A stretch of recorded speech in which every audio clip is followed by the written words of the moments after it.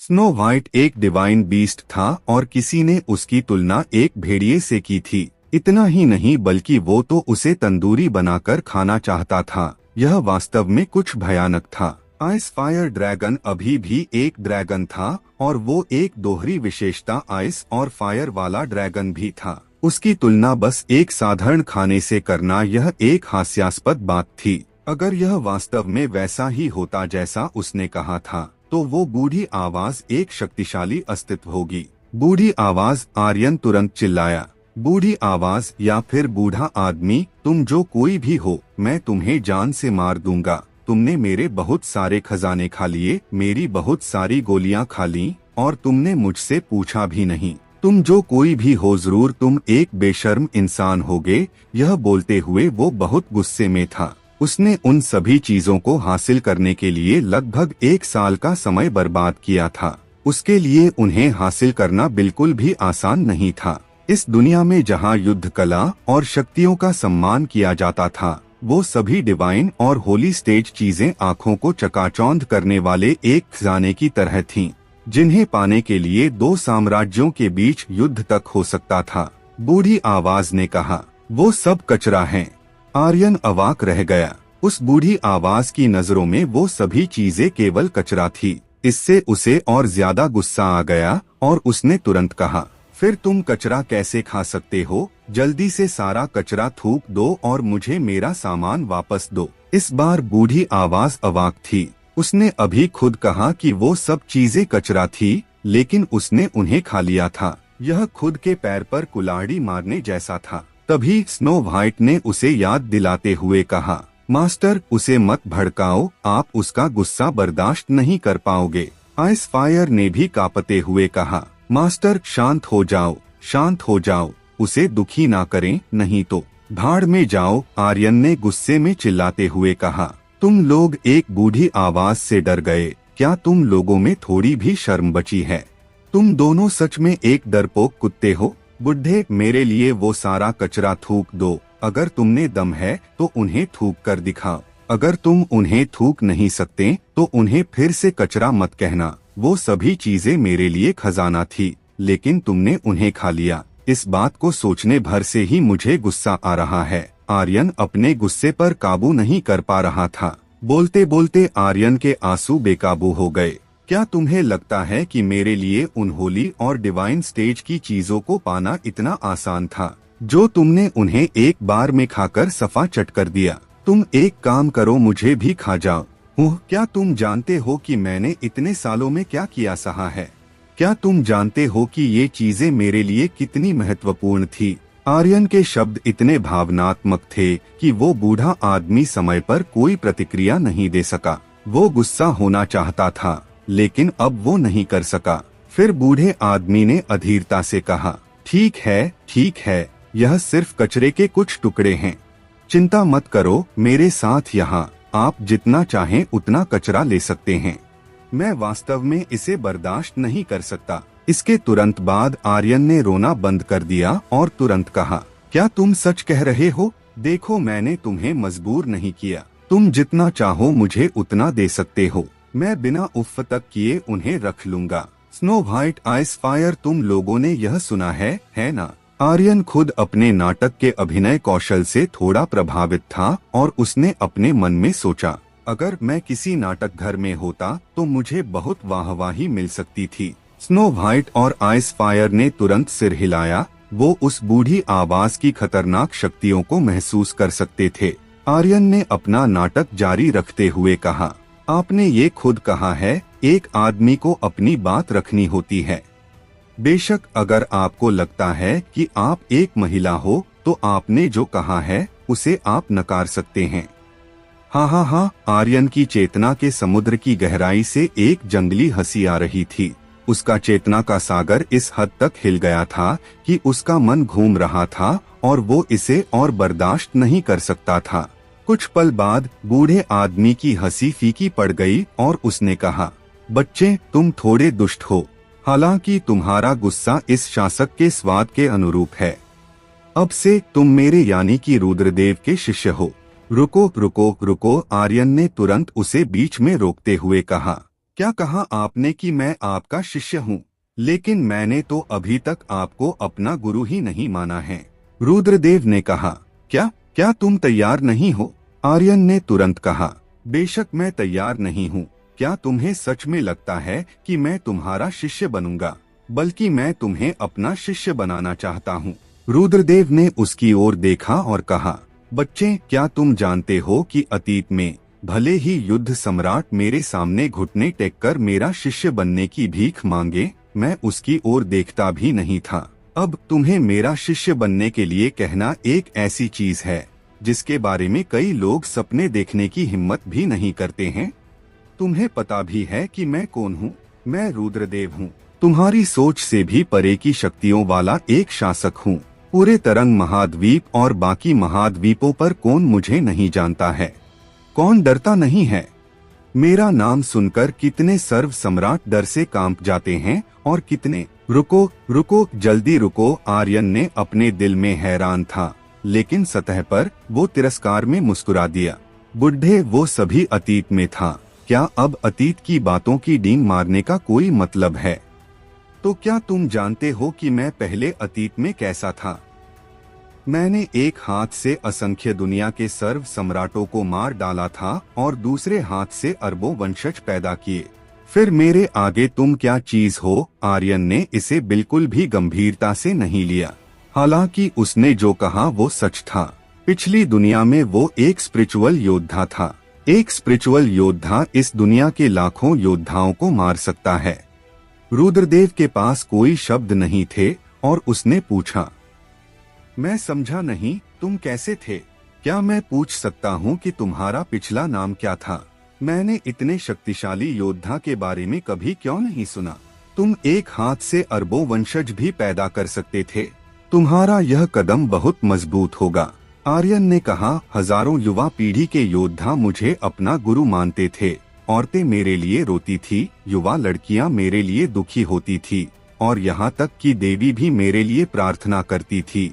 मैं वो महान प्रतिभा था जिसे लोग अच्छाई का देवता और बुराई का अंत कहते थे। तुम मुझे देवभद्र भी कह सकते हो। अच्छाई का देवता और बुराई का अंत, देवभद्र? रुद्रदेव ने एक पल के लिए सोचा, लेकिन यह नहीं सोच सका कि वो कौन था और उसने उलझन में कहा, मैंने तो इसके बारे में कभी नहीं सुना। आर्यन को खांसी आ गई। फिर वो लगभग जोर से हंसा और उसने आगे कहा, शायद तुम उस वक्त पैदा भी नहीं हुए होगे। अब इस बात को छोड़ो, मैं अपनी तारीफ खुद नहीं करना चाहता। वैसे भी ऐसे अस्तित्व का क्या फायदा जो अब ना बचा हो? वो सिर्फ मेरा अतीत था। मैं अब अतीत के बारे में ज्यादा नहीं सोचता और वैसे भी एक नायक अपनी अतीत की महिमा का उल्लेख नहीं करता है। आर्यन ने महसूस किया कि बूढ़ा रुद्रदेव उसकी बातों में आ रहा था। ऐसे में उसने सोचा, मेरे इतने सारे खाने खाने के बाद मैं तुम्हें इतनी आसानी से नहीं छोड़ूंगा। मैं तुमसे कुछ तो लेकर रहूंगा। बूढ़ी सोने के अंडे देने वाली मुर्गी, अगर वो ऐसा नहीं करता तो उसे बहुत बड़ा नुकसान उठाना पड़ता। हाँ, रुद्रदेव हंसा और कहा, बच्चे, तुम सही हो। एक नायक अपने पिछले गौरव का उल्लेख नहीं करता है। मुझे वास्तव में तुम्हें यह दिखाने कि मैं पहले कितना शक्तिशाली था के लिए कुछ शक्ति का उपयोग करना होगा। ठीक है, यह अच्छा है अगर तुम मुझे पहले दिखा देते कि तुम कितने शक्तिशाली हो। मैं इस बारे में जिक्र ही नहीं करता। आर्यन हंसा। उसके इतना बोलने के तुरंत बाद ड्रैगन स्लेयर फिर से बुरी तरह कांपने लगा। वो डर गया था, बहुत डर गया था। आर्यन हैरान रह गया। धिक्कार है, तुम अभी भी मेरे ड्रैगन स्लेयर को निगलने की सोच रहे हो। बूढ़ा रुद्रदेव हंसा। क्या तुम नहीं चाहते थे कि मैं कुछ शक्तियाँ दिखाऊं? ये मेरी असली शक्ति का सिर्फ छोटा सा हिस्सा है। हाँ, बच्चे, अब ध्यान से देखो। तभी स्पेस रिंग से ड्रैगन स्लेयर का आधा हिस्सा गायब हो गया। ड्रैगन स्लेयर को खा लिया गया था। यह कैसे हो सकता था? आर्यन का गुस्सा उसके सिर से निकलने वाला था। तभी ड्रैगन स्लेयर का दूसरा हिस्सा भी कांपने लगा जो उसके हाथों में था। उसने तुरंत उस पर अपनी पकड़ मजबूत कर ली, लेकिन वो उसे काबू नहीं कर पा रहा था। एक कर्कश आवाज के साथ इसने सीधे आर्यन के हाथ हिला दिए और एक पल में गायब हो गया। इससे आर्यन का गुस्सा चरम सीमा पर पहुंच गया। ड्रैगन स्लेयर सिंह परिवार का विरासत था, सिंह परिवार का विश्वास था। अब जब वो चला गया और खा लिया गया था तो वो लगभग पागलापन की कगार पर था। आह आह, बुड्ढे बाहर आओ और मेरे ड्रैगन स्लेयर को वापस करो। आर्यन बहुत ज्यादा गुस्से में था। वो कुछ भी सह सकता था, लेकिन ड्रैगन स्लेयर को खोना बिल्कुल भी नहीं। इसके बाद उसकी टूटी हुई पंसलियों से एक खतरनाक शक्ति बाहर निकली। यह बर्बर खूनी थी और साथ ही इसमें एक डिवाइन बीस्ट के गुस्से भरी गर्जना भी थी। आर्यन यह साफ तौर पर देख और महसूस कर सकता था कि उसकी पंसलियों के पास एक अनजान शक्ति थी जो खून की तरह लाल थी और पंसलियों के इर्द गिर्द नदियों की तरह बह रही थी। इसके अलावा एक चिट्ट लाल रंग का ड्रैगन था जो जोर जोर से कराह रहा था और गर्जना कर रहा था। उसके शरीर से खून निकलकर उन अनजान शक्तियों में मिल रहा था। ड्रैगन के सिर के बीच में एक खतरनाक क्रूर चौड़ी स्वॉर्ड थी। ऐसा लग रहा था जैसे ड्रैगन का सारा खून और वो अनजान शक्तियां उस स्वॉर्ड द्वारा खींची और अवशोषित की जा रही थी। कुछ देर यही सिलसिला चलता रहा। लगभग 5 मिनट बाद उसकी चेतना के समुद्र में ड्रैगन स्लेयर ब्लेड से ड्रैगन गॉड की एक आकृति बाहर आई और बुरी तरह से गर्जना करने लगी। इसने आसपास की सभी शक्तियों को अवशोषित कर लिया था। इस बीच ड्रैगन स्लेयर की ब्लेड का रूप लगातार बदल रहा था। उसी समय पंसलियों के पास ड्रैगन के सिर में स्वॉर्ड ने बुरी तरह से कांपना शुरू कर दिया और तुरंत पूरे ड्रैगन को अवशोषित कर लिया। फिर स्वॉर्ड एक आग के गोले की तरह शक्तियों के रास्ते से होते हुए आर्यन की चेतना के समुद्र में पहुंची। एक जलते हुए उल्कापिंड की तरह स्वॉर्ड नीचे गिरी और सीधे ड्रैगन स्लेयर की ब्लेड से जा टकराई। उसके बाद आग की लपटें और खूनी लाल शक्तियों से ड्रैगन स्लेयर की ब्लेड जलने लगी। साथ ही ड्रैगन गॉड की आकृति भी जल रही थी। ड्रैगन गॉड ने गर्जना की और अंत में अतुलनीय रूप से विशाल ड्रैगन गॉड का शरीर, जो उसकी चेतना के समुद्र में सैकड़ों हजारों किलोमीटर तक फैला हुआ था, गायब हो गया। साथ ही स्वॉर्ड भी गायब हो गई। ड्रैगन स्लेयर, जो हिंसक रूप से कांप रहा था, अचानक शांत हो गया। उसकी ब्लेड पर ड्रैगन गॉड की आकृति उत्कीर्ण थी जो बहुत भयानक लग रही थी। आसपास की फैली शक्तियों को ड्रैगन स्लेयर द्वारा अवशोषित कर लिया गया था। अचानक धरती फूट पड़ी, आसमान टूट गया और उस ब्लेड के जन्म के बाद चेतना के गहरे समुद्र में सब कुछ चींटियों की तरह हो गया। उसी समय आर्यन की पंसलियों के पास से एक जोरदार शक्तियों के धमाके की आवाज आई। फिर रुद्रदेव की कमजोर आवाज बाहर आई और एक अभिभूत स्वर में कहा, बच्चे, क्या तुमने मेरी शक्तियों की झलक देखी? मैंने ड्रैगन स्लेयर को तुम्हारे लिए फिर से बना दिया है। आर्यन ड्रैगन स्लेयर को प्राप्त करने के लिए बधाई। इस वक्त आर्यन अपनी जगह पर अवाक खड़ा था। वो पूरी तरह से बौखला गया था। वो हमेशा दूसरों को चौंका देने वाला इंसान था, लेकिन अब उसका दिल पूरी तरह से हिल गया था। वो ड्रैगन गॉड, ड्रैगन का खून, आग की लपटों, टूटते हुए आकाश, टूटती हुई पृथ्वी और दुनिया को झुका देने वाली खतरनाक शक्तियों को महसूस कर सकता था और उन्हें देख सकता था। इस तरह का दृश्य और अवधारणा बहुत शक्तिशाली थी। आर्यन के दिमाग पर प्रभाव बहुत अधिक था। स्पेस रिंग में चुपचाप लेटे हुए ड्रैगन स्लेयर को देखते हुए वो ड्रैगन गॉड की उग्र गर्जना, डिवाइन फायर और ड्रैगन ब्लड की लाल रंग की हल्की चमक को अभी भी देख सकता था। फिर उसने कांपते हुए उसकी विशेषताओं की जांच की। हथियार ड्रैगन स्लेयर, स्तर गॉड स्टेज, वजन 1,03,000 kg, विनाशकारी शक्तियां एस स्तर, विवरण एक ब्लेड जो किसी भी अस्तित्व को काट सकती है। इसके हमले का डीमंस पर 500% तक प्रभाव पड़ता है और ड्रेन्स पर 1000% तक प्रभाव पड़ता है। ड्रैगन कट हमले का प्रभाव 100% तक हो गया है। विवरण 2 अज्ञात, विवरण 3 अज्ञात। ड्रैगन स्लेयर के विवरण और विशेषताओं को देखते हुए यह पहले के ड्रैगन स्लेयर की तुलना में कई गुना अधिक शक्तिशाली था। इसका वजन भी 10 गुना अधिक तक बढ़ गया था। वास्तव में यह बहुत शक्तिशाली बन चुका था। आर्यन पूरी तरह से हिल गया था। मुझे नहीं लगता कि अब मैं अपनी कलाई की ताकत के साथ इसे एक हाथ से उठा सकता हूँ। ड्रैगन स्लेयर का 1,03,000 किलोग्राम वजन हो जाने के बाद वो उसे एक हाथ से उठाने में असमर्थ था। उसने कलाई की ताकत की आवश्यकता को देखा। उसे ड्रैगन स्लेयर को एक हाथ से उठाने के लिए अभी भी 999 पॉइंट्स कलाई की ताकत की जरूरत थी। फिर उसने अपने दोनों हाथों को हिलाते हुए कहा, बाहर आओ।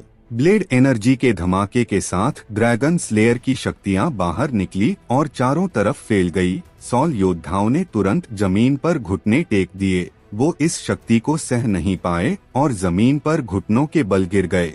आर्यन ड्रैगन स्लेयर के भीतर की शक्ति को महसूस कर सकता था। Divine fire, dragon God, dragon blood, ये 3 शक्तिशाली ताकतें लगातार गुर्राते हुए गर्जना कर रही थी। इस भावना को केवल एक शब्द से वर्णित नहीं किया जा सकता है। रुद्रदेव ने गंभीरता से कहा, यह केवल ड्रैगन स्लेयर की शुरुआती शक्तियां हैं। जब मैं इसे शिखर तक पहुंचाऊंगा तो इस दुनिया का सर्व सम्राट भी एक ही कट में मारा जा सकता है। बच्चे, क्या मेरे पास अब तुम्हारा गुरु बनने की योग्यता है? हफ हफ हफ। यह बोलते हुए रुद्रदेव की सांसें तेज तेज चल रही थी और वो थोड़ा कांप रहा था। क्या यहाँ तक कि सर्व सम्राट जैसे शक्तिशाली योद्धा को भी एक ही कट में मारा जा सकता है? क्या यह एक अजेय अस्तित्व नहीं है? आर्यन वास्तव में अपने दिल में उससे प्रभावित था और तुरंत कहा, मास्टर। रुद्रदेव मुस्कुराया। हाँ। कुछ देर हंसने के बाद जल्द ही वो फिर से खांसने लगा और उसकी आवाज कमजोर होती गई। मैं इसे और बर्दाश्त नहीं कर सकता। मैं इसे वास्तव में और बर्दाश्त नहीं कर सकता। मुझे इसे फिर से भरने के लिए शक्तियों की जरूरत है। मेरी बची हुई आत्मा बहुत कमजोर है। बच्चे, मैं जा रहा हूँ। अगले 3 दिनों तक मुझे वापस मत बुलाना। जैसे ही उसने यह कहा, वो पूरी तरह गायब हो गया। आर्यन उसे बिल्कुल भी महसूस नहीं कर पा रहा था। यह कुछ ऐसा था जैसे रुद्रदेव कभी अस्तित्व में था ही नहीं। रुद्रदेव ने आर्यन के लिए ड्रैगन स्लेयर को ठीक करने में अपनी बहुत सी अंदरूनी शक्तियों को खर्च कर दिया था। वो केवल एक आत्मा थी, इसलिए अंदरूनी शक्तियों का इतना नुकसान वो बर्दाश्त नहीं कर सकता था। उसे ठीक होने और वापस अपनी अंदरूनी शक्तियों को भरने के लिए समय चाहिए था। आर्यन ने उसे परेशान नहीं किया, बल्कि उसने अपने हाथों में ड्रैगन स्लेयर को देखा और खुश हो गया। उसी समय उसके दिमाग में एक बार फिर सिस्टम की आवाज गूंजी, ड्रैगन स्लेयर के दोनों हिस्सों को जोड़ने और उसे एक अद्वितीय प्रतिभा बनाने के लिए आर्यन तुम्हें 1,000,000 एक्सपी पॉइंट्स 10,000 ट्रयू एनर्जी पॉइंट्स मिले हैं। ड्रैगन कट हमले की शक्ति में 10% की वृद्धि हुई है। आर्यन, तुम्हें ड्रैगन स्लेयर का रहस्य मिला है। क्या तुम इसे देखना चाहते हो? जैसे ही उसे 10,000 ट्रयू एनर्जी पॉइंट्स मिले, वो तुरंत गायब हो गए। उन्हें रुद्रदेव ने इतनी जल्दी अवशोषित किया कि आर्यन को पता भी नहीं चला। बूढ़ा रुद्रदेव बहुत खुश था, हालांकि वो थोड़ी उलझन में भी था। उसे समझ नहीं आया कि अचानक आर्यन के पास 10,000 ट्रयू एनर्जी पॉइंट्स कहां से आ गए थे। इसके अलावा उनकी मदद से वो कुछ ही सेकंड में ठीक हो गया था। उसकी खर्च हुई अंदरूनी शक्तियां पूरी तरह से भर चुकी थी। यह कुछ असंभव था। उसके जैसे एक शक्तिशाली इंसान के लिए इतनी जल्दी ठीक हो जाना असंभव था। सिस्टम की आवाज के संबंध में आर्यन के अलावा उसे कोई और नहीं सुन सकता था, रुद्रदेव भी नहीं। इस तरह उसे नहीं पता था कि अचानक आर्यन के पास 10,000 टूयू एनर्जी पॉइंट्स कहां से आए। वो इस बारे में जानने के लिए बहुत उत्साहित था और खुद से सोचा, अच्छा बच्चा, भविष्य में मजा आएगा। हाँ, मैं निश्चित रूप से एक दिन वापस अपनी पूरी शक्तियां हासिल कर लूंगा। बस तुम इंतजार करो, बस तुम मेरे वापस आने का इंतजार करो। मैं जल्द वापस आऊंगा और तुम्हें वहीं आकर मारूंगा। वो खुद से बड़बड़ाया। आर्यन का ध्यान रुद्रदेव पर नहीं था, बल्कि उसका पूरा ध्यान ड्रैगन स्लेयर का रहस्य जानने पर था और उसने तुरंत कहा, हाँ, मैं देखना चाहता हूँ। सैकड़ों हजार साल पहले सिंह परिवार के एक पूर्वज ने एक विशाल ड्रैगन को मारा था। फिर उसने उसके ताज़ा खून की मदद से ड्रैगन स्लेयर को बनाया था। जब यह पहली बार बना तो इसमें तुरंत उस ड्रैगन की शक्तियां सील हो गई। उसके बाद जब कभी भी ड्रैगन स्लेयर से एक ड्रैगन को मारा गया तो ये अपने अंदर उसकी पूरी शक्तियों को अवशोषित कर लेता था। इस तरह जो कोई भी इसे काबू करता है वो ड्रैगन को काबू कर सकता है। ड्रैगन स्लेयर के रहस्य के बारे में जानकर आर्यन थोड़ी देर के लिए चुपचाप अपनी जगह पर खड़ा रहा। वो इस खुलासे से स्तब्ध था। यह अद्भुत है। आर्यन का छोटा सा दिल इसे और बर्दाश्त नहीं कर सका। यह ड्रैगन स्लेयर का रहस्य है। वास्तव में यह बहुत भयानक है। तरंग महाद्वीप पर सबसे शक्तिशाली अस्तित्व ड्रैगन्स का है। क्या उन्हें काबू करना भयानक नहीं है? ड्रैगन्स को काबू करना और उन्हें आदेश देना वास्तव में पूरे तरंग महाद्वीप पर ऐसा कोई भी व्यक्ति नहीं था जो यह कर सकता हो। इससे आर्यन बहुत उत्साहित था। आर्यन, तुमने डिवाइन लेवल खजाने को सक्रिय किया है। इसे पाने के लिए तुम्हें फ्रोजा ड्रैगन क्षेत्र को खोजना है। क्या तुम इस मिशन को स्वीकार करना चाहते हो? मिशन फ्रोजा ड्रैगन क्षेत्र का पता लगाएं। समय असीमित। पुरस्कार 10 crore EXP points, 10 lakh true energy points और ड्रैगन किंग ब्लड लाइन मिलेगी। आर्यन एक बार फिर सिस्टम की आवाज सुनकर दंग रह गया। क्या डिवाइन लेवल खजाना? यह तो कुछ अच्छा लग रहा है। पुरस्कार भी ठीक है। समय की भी परवाह करने की जरूरत नहीं है। लेकिन यह ड्रैगन किंग ब्लड लाइन क्या है? चाहे कुछ भी सुनने में कुछ अच्छी लग रही है। मुझे इस मिशन को ले लेना चाहिए। वो बहुत उत्साहित था और उसने तुरंत कहा, हाँ, मैं स्वीकार करता हूँ। एक बार मिशन पूरा हो जाने के बाद ड्रैगन सिंह परिवार का सबसे मजबूत ताकत होगी। इसके अलावा सिंह परिवार के सभी शिष्य ड्रैगन योद्धा होंगे। उस दृश्य के बारे में सोचते हुए आर्यन जोर से चिल्लाया, सभी लोग ध्यान से सुनो, मैं जल्द इस दुनिया पर राज करने वाला हूँ। फिर आर्यन ने अनुमान लगाया ड्रैगन किंग ब्लड लाइन शायद सभी ड्रैगन्स की राजा होगी और इस तरह हजारों ड्रैगन्स उसके काबू में होंगे। यह ख्याल आते ही उसकी खुशी और ज्यादा बढ़ गई। मैं इसे और सहन नहीं कर सकता। मैं इसे और सहन नहीं कर सकता। मेरा छोटा दिल इसे और बर्दाश्त नहीं कर सकता। आर्यन ने इसके बारे में जितना अधिक सोचा वो उतना ही अधिक उत्साहित हो गया। एक गहरी सांस लेते हुए उसने ड्रैगन स्लेयर को रखा और उत्साह से कहा, जब वो दिन आएगा जब मैं हजारों ड्रैगनों पर सवार दिखाई दूंगा तो क्या इस दुनिया में मेरा कोई सामना कर सकेगा? हाँ हाँ हाँ हाँ हाँ हाँ हाँ हाँ हाँ। आर्यन बुरी तरह से हंसने लगा जैसे कि वो एक पागल हो। उसी समय एक सॉल योद्धा ने उससे ध्यान से पूछा, यंग मास्टर, आपने हमसे वादा किया था कि आप हमें रिहा कर देंगे। अब जब महिपाल मर चुका है और मंदिर नष्ट हो गया है तो क्या आप हमें जाने दे सकते हैं? यंग मास्टर, मैं आपसे विनती करता हूँ, कृपया हमें जाने दें। हजारों साल हो गए हैं। हजारों वर्षों से हमारी आत्माएं कुचली हुई हैं। कृपया हमें रिहा कर दें। यंग मास्टर, मैं आपसे विनती करता हूँ। सभी सॉल योद्धा जमीन पर घुटने टेककर आर्यन के सामने झुक गए। आर्यन की हंसी गायब हो गई और उन्हें देखते ही उसकी आंखें नम हो गईं। ईमानदारी से कहें तो वो वास्तव में इन सॉल योद्धाओं को जाने नहीं देना चाहता था। ये सभी सॉल योद्धा उसकी सबसे खतरनाक ताकत बन सकती थी। उसके मन में उनका महिपाल से लड़ने का दृश्य अभी भी चल रहा था। महिपाल एक लेवल 6 का युद्ध सम्राट था, लेकिन फिर भी इन सॉल योद्धाओं ने उसका कचूमर बना दिया था। फिर वो इस तरह की खतरनाक ताकत को अपने हाथों से कैसे जाने दे सकता था? उसका उन्हें रिहा करने का बिल्कुल भी मन नहीं था, लेकिन एक मर्द होने के नाते वो अपनी जुबान से नहीं फिसल सकता था। अगर ये सॉल योद्धा नहीं होते तो वो महिपाल के सामने 1 मिनट भी नहीं टिक पाता। इस बात को वो अच्छे से जानता था। अगर उन दोनों के बीच एक एक करके 10 मुकाबले होते तो भी वो उनमें से एक को भी नहीं जीत पाता। कल्टीवेशन की इस दुनिया में शक्तिशाली लोग ही दूसरों पर राज करते हैं और एक कमजोर हमेशा शक्तिशाली लोगों द्वारा कुचला जाता है। आर्यन की शक्तियों का स्तर अभी भी बहुत कम था। अगर वो मजबूत बनना चाहता था तो उसे शक्तियों की जरूरत थी, भले ही उसके पास गॉड स्टेज ब्लेड हो। अगर वो उसकी पूरी शक्तियों को जारी करना चाहता था तो भी उसे शक्तियों की जरूरत पड़ेगी। हफ आर्यन ने एक सांस छोड़ी और अपने दांत कसते हुए धीरे से कहा, मैं आर्यन अपनी ज़बान का पक्का हूँ। जो मैंने तुमसे वादा किया था वो मैं पूरा करूँगा।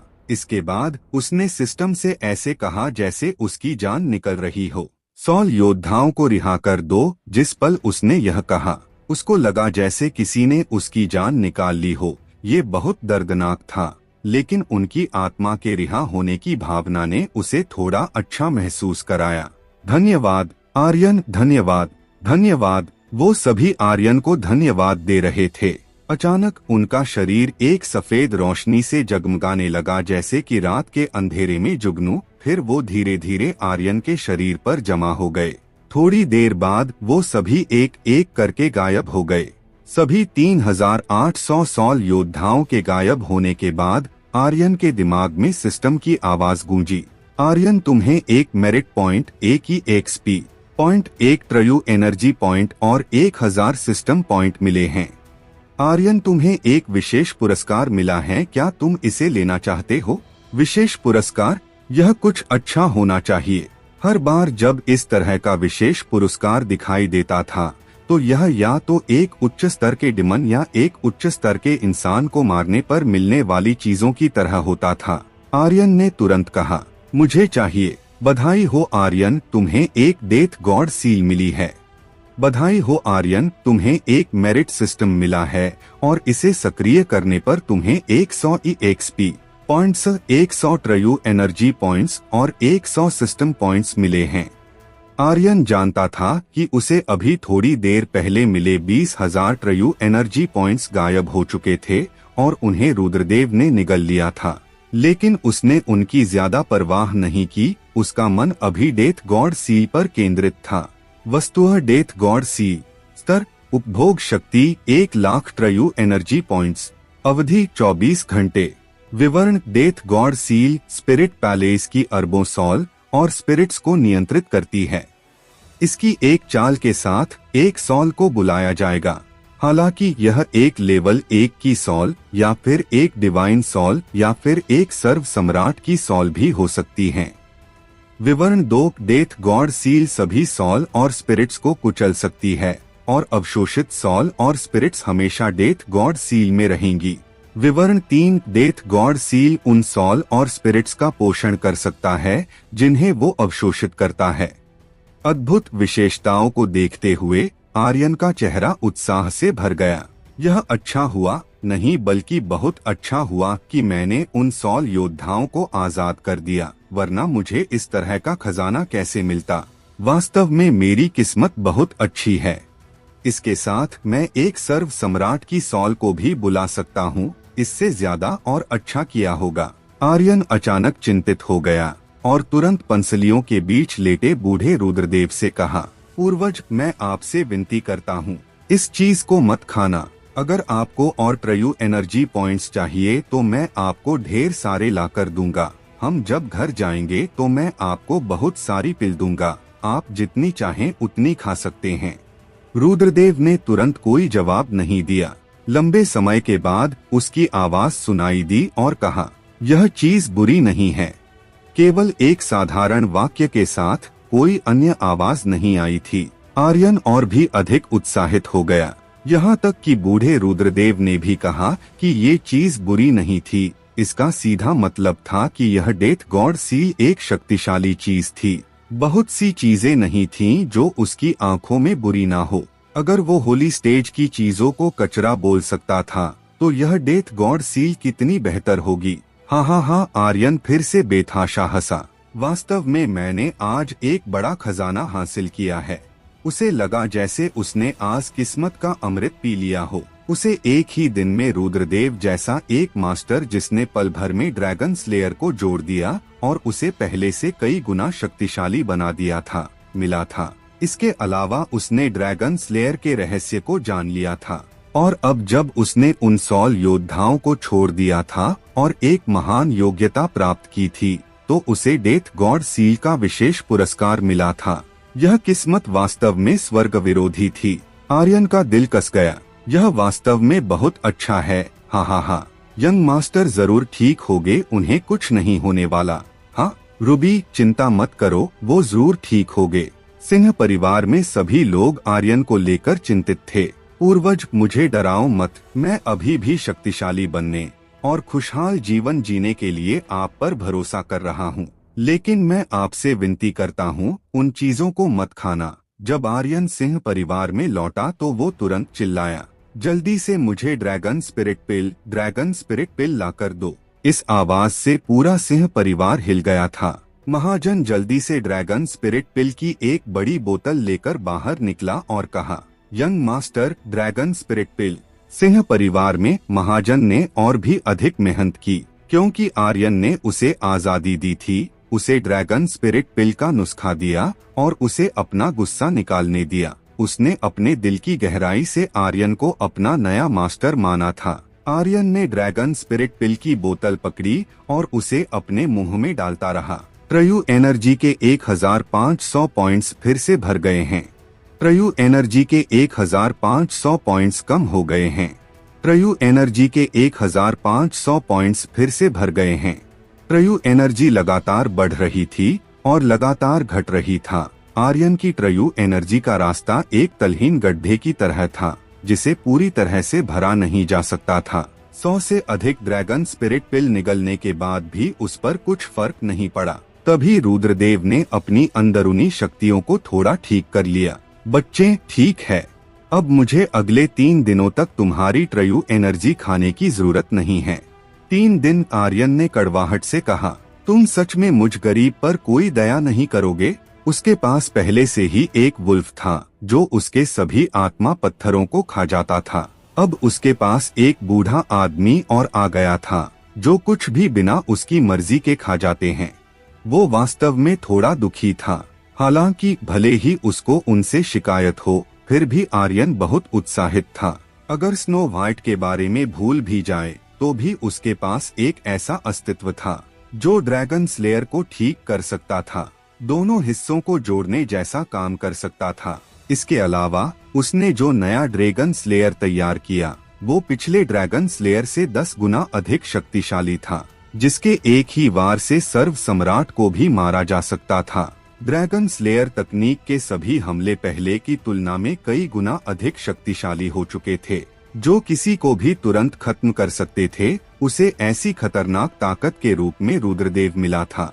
भाई आर्यन, यंग मास्टर, कमीने। जब सभी लड़कियों ने देखा कि आर्यन आया था और वो सही सलामत था, तो उन्होंने अपने दिलों में राहत की सांस ली। आर्यन हल्के से मुस्कुराया और बोला, मैं ठीक हूँ। फिर उसने उनसे पूछा, दादाजी, चाचा जी, वो कैसे हैं?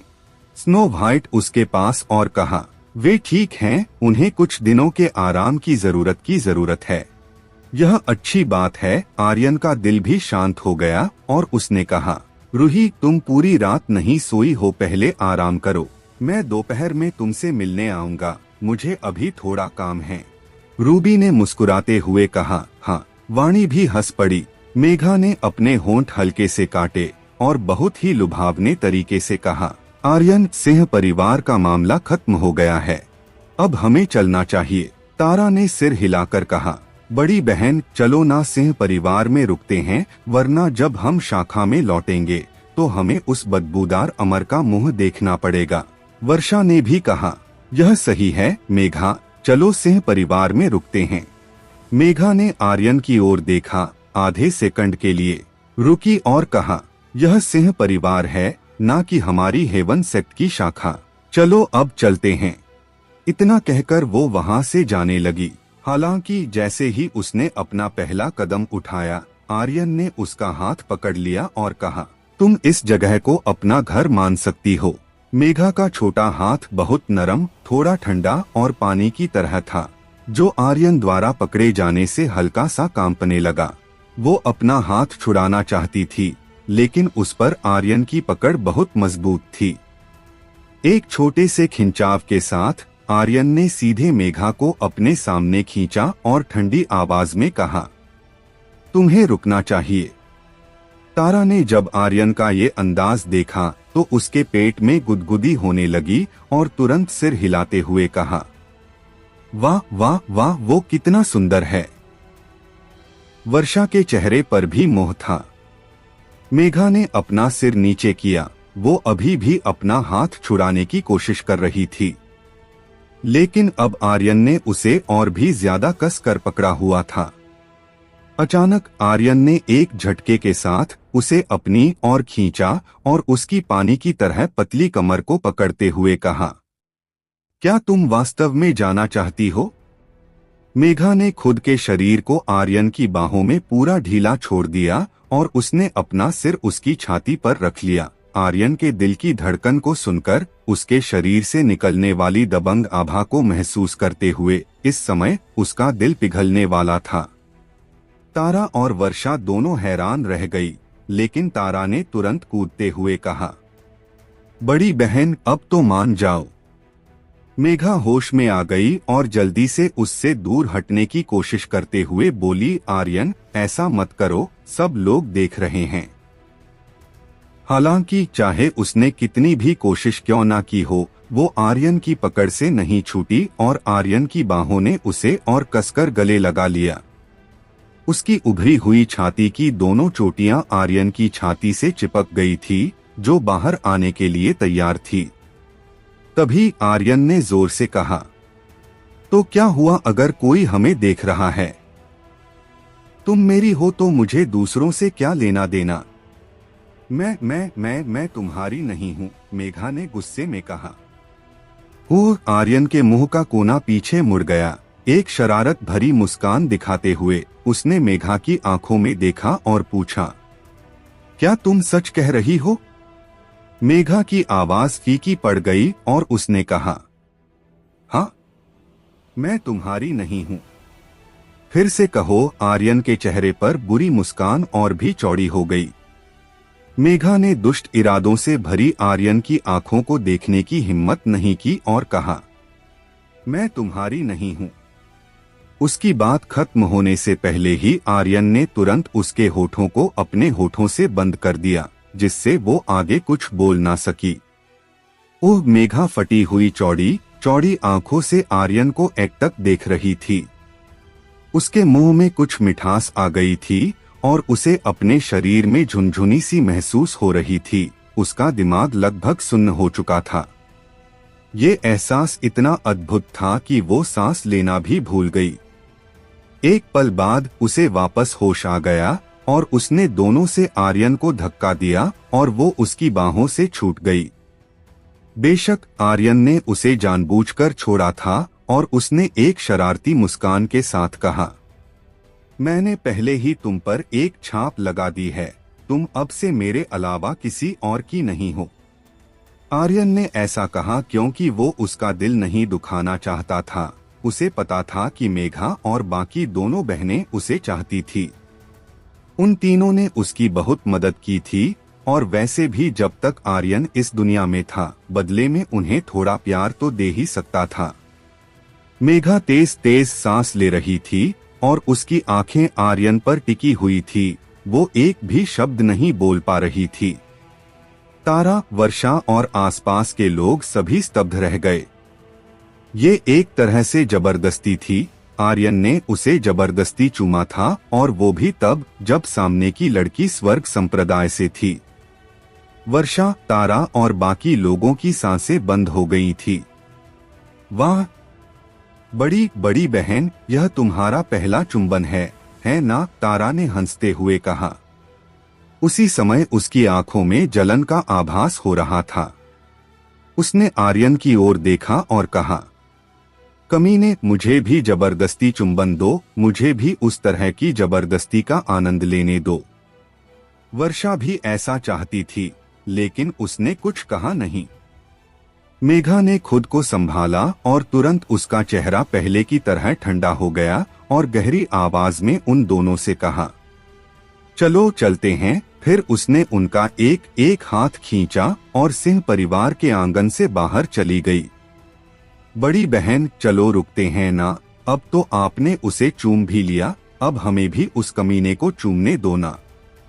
चलो रुकते हैं। बड़ी बहन, आप मेरी बात क्यों नहीं सुन रही? मैं भी उस जबरदस्ती चुंबन का आनंद लेना चाहती हूँ। आप अभी नहीं जानती, वो बहुत सुंदर है। इतना सुंदर है कि मैं उसे कभी छोड़ना नहीं चाहती। बड़ी बहन, आर्यन बुरी तरह हंसा। मेघा, तुम कहीं भी जाओ, तुम हमेशा मेरी आर्यन की रहोगी। हाँ हाँ हाँ। सिंह परिवार का हॉल। वज्रनाथ सिंह और नंदीश दोनों अपनी चोटों से उबर रहे थे और मजबूरी में आर्यन को सिंह परिवार की कमान संभालनी पड़ी। अतुल, शाही परिवार के किसी भी सदस्य, शिष्य और योद्धा को जिंदा मत छोड़ना। तुम्हें शाही महल की हर व्यक्ति पर नजर रखनी है। अगर उनमें से कोई भी मिले या तो उन्हें कैदी बना लो या तुरंत मार देना, आर्यन ने आदेश दिया। बलदेव सिंह सेना के 5000 सैनिकों के साथ तुम्हें प्रजापति परिवार की सेना के पास जाना है और उनको कब्जे में लेना है। अगर वो सिंह परिवार के साथ होना नहीं चाहते हैं तो उन्हें तुरंत शाही महल की ओर भेजने के लिए मजबूर करना। मैं उनसे निपटने का एक तरीका सोचूंगा। ओजस, विराट, तुम दोनों ब्रह्मा परिवार के सैनिकों को अपने कब्जे में करने के लिए 5000 सिंह सेना का नेतृत्व करोगे। अगर वो नहीं माने तो तुम लोग भी पीछे हट जाना और उन्हें शाही महल की ओर आने के लिए मजबूर करना है। अलका, आप फायर ग्लास शहर के मामलों की प्रभारी हैं। 3 दिनों के भीतर आपको फायर ग्लास शहर को सामान्य स्थिति में लाना होगा। फिर आर्यन ने विहान की ओर देखा और कहा, विहान, तुम्हारे पिता वित्त मंत्री हैं। करों को कम करने के लिए तुरंत एक योजना तैयार करो। तुम्हें इस काम को 3 दिनों के भीतर पूरा करना होगा। हालांकि सिंह परिवार ने 3 स्तंभों और शाही परिवार के खिलाफ जीत हासिल की है, लेकिन हमने इस बार बहुत से लोगों को नाराज किया है। अराजकता होना बहुत आसान है। अलका, आपका बोझ बहुत भारी है, खास तौर पर कुछ कुलीन बलों के लिए। अगर उनके मन में थोड़ा भी विद्रोह का ख्याल हो तो उन्हें बिना किसी दया के मार देना, आर्यन ने चेतावनी दी। कल उसने शाही महल के बाहर कई कुलीन शिष्यों को मार डाला था। वो सभी लोग महान शिष्य थे और फायर ग्लास शहर में उनके परिवारों की पकड़ काफी मजबूत थी। किसी भी साम्राज्य में शांति बनाए रखने के लिए लोगों पर काबू करने की जरूरत थी, लेकिन यह जबरदस्ती नहीं किया जा सकता था। आम लोगों को प्यार से काबू करने की जरूरत थी। अगर एक बार उन लोगों ने सिंह परिवार का साथ दिया तो कुलीन ताकतें कितना भी विद्रोह करने की कोशिश करें, फिर भी वो ऐसा नहीं कर पाएंगे। इसके अलावा आर्यन ने एक पल के लिए सोचा और आगे कहा, रुद्रेश प्रजापति और बाकी 3 स्तंभों के बुजुर्ग अभी भी जिंदा है।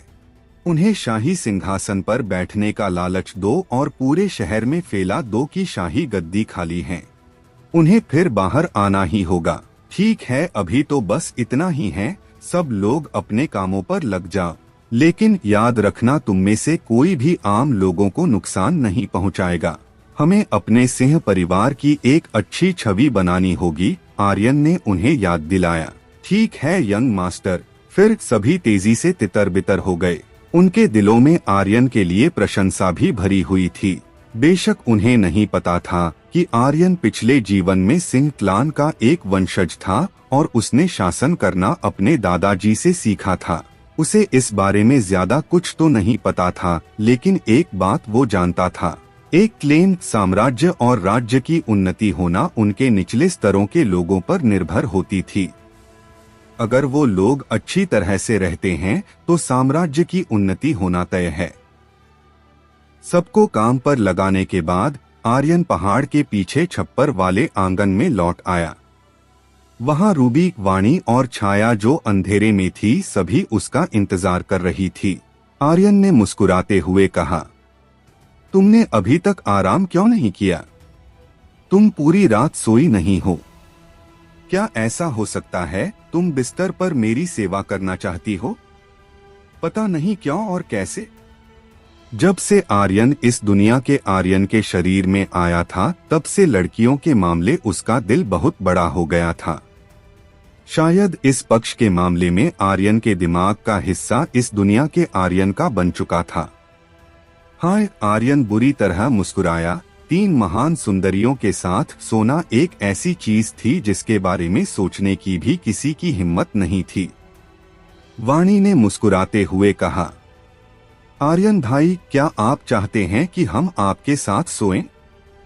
रूबी ने शर्माते हुए कहा, यंग मास्टर। उसकी आवाज थोड़ी कोमल थी, जिससे आर्यन का दिल हिल गया।